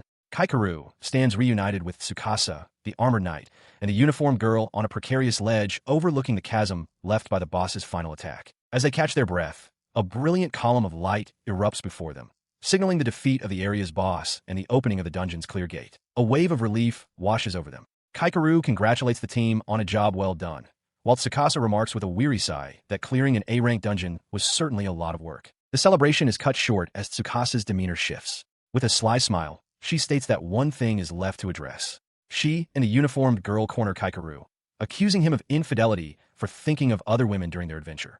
Panicked, he shouts for them to wait, insisting it's all a misunderstanding. The armored knight calmly clarifies the situation. She explains that the ability they used, Epitaph, can sense the faintest mana traces left by adventurers. It then selects a target that the primary enemy considers an ally, revealing the clever mechanism behind their victory. Her voice rings out, sharp with accusation. She insists that the boss's ability could only have summoned someone physically close to the dungeon itself. Her outburst leaves Kaikeru on the ground, looking up helplessly at the trio of women surrounding him. His gaze, however, is drawn upward to the sky where a helicopter hovers. Inside, Hagane Ko looks down with a worried expression. The sight prompts Tsukasa to realize aloud that this must mean Ko is close by. The moment of realization is broken as the armored knight presses her boot on Kaikeru's head, demanding to know why he's smirking. Pinned to the ground, he silently resolves that he doesn't need to search for Ko now. He will see her in Tokyo. This encounter has only strengthened his determination to become more confident. He pleads for them to give him a break, but the armored knight presses him, asking him to repeat his earlier declaration about being the strongest with his companions.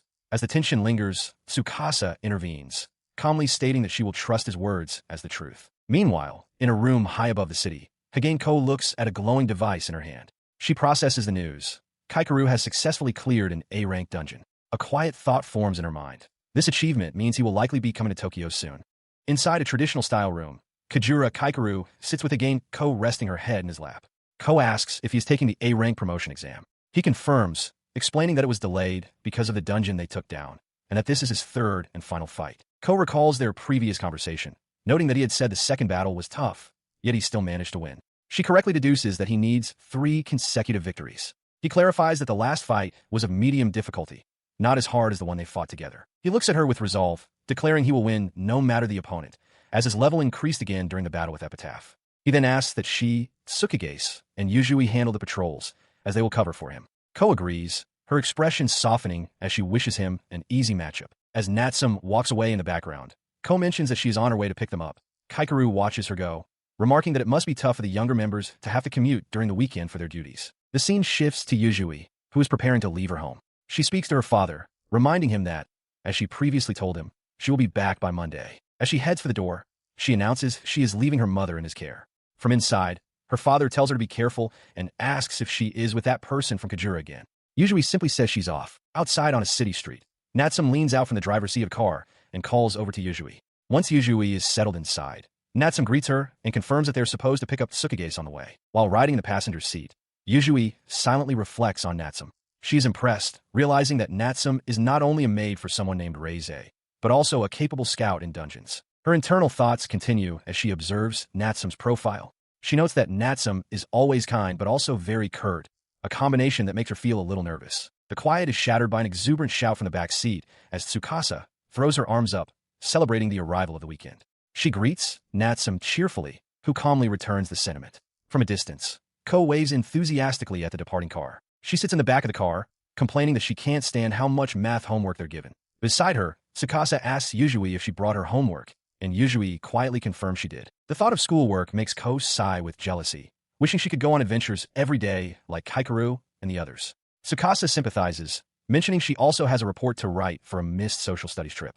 Yuzui quietly adds that it can't be helped, as they miss quite a lot of school. As Tsukasa looks on with a troubled expression, Natsum interjects from the driver's seat. She informs them that her lady also studied diligently every day when she was their age. Her comment only piques Tsukasa's curiosity. She leans in close to Yuzui and whispers, asking about Natsum's age. As their vehicle continues down the road, Tsukasa comments on how mysterious Natsum is.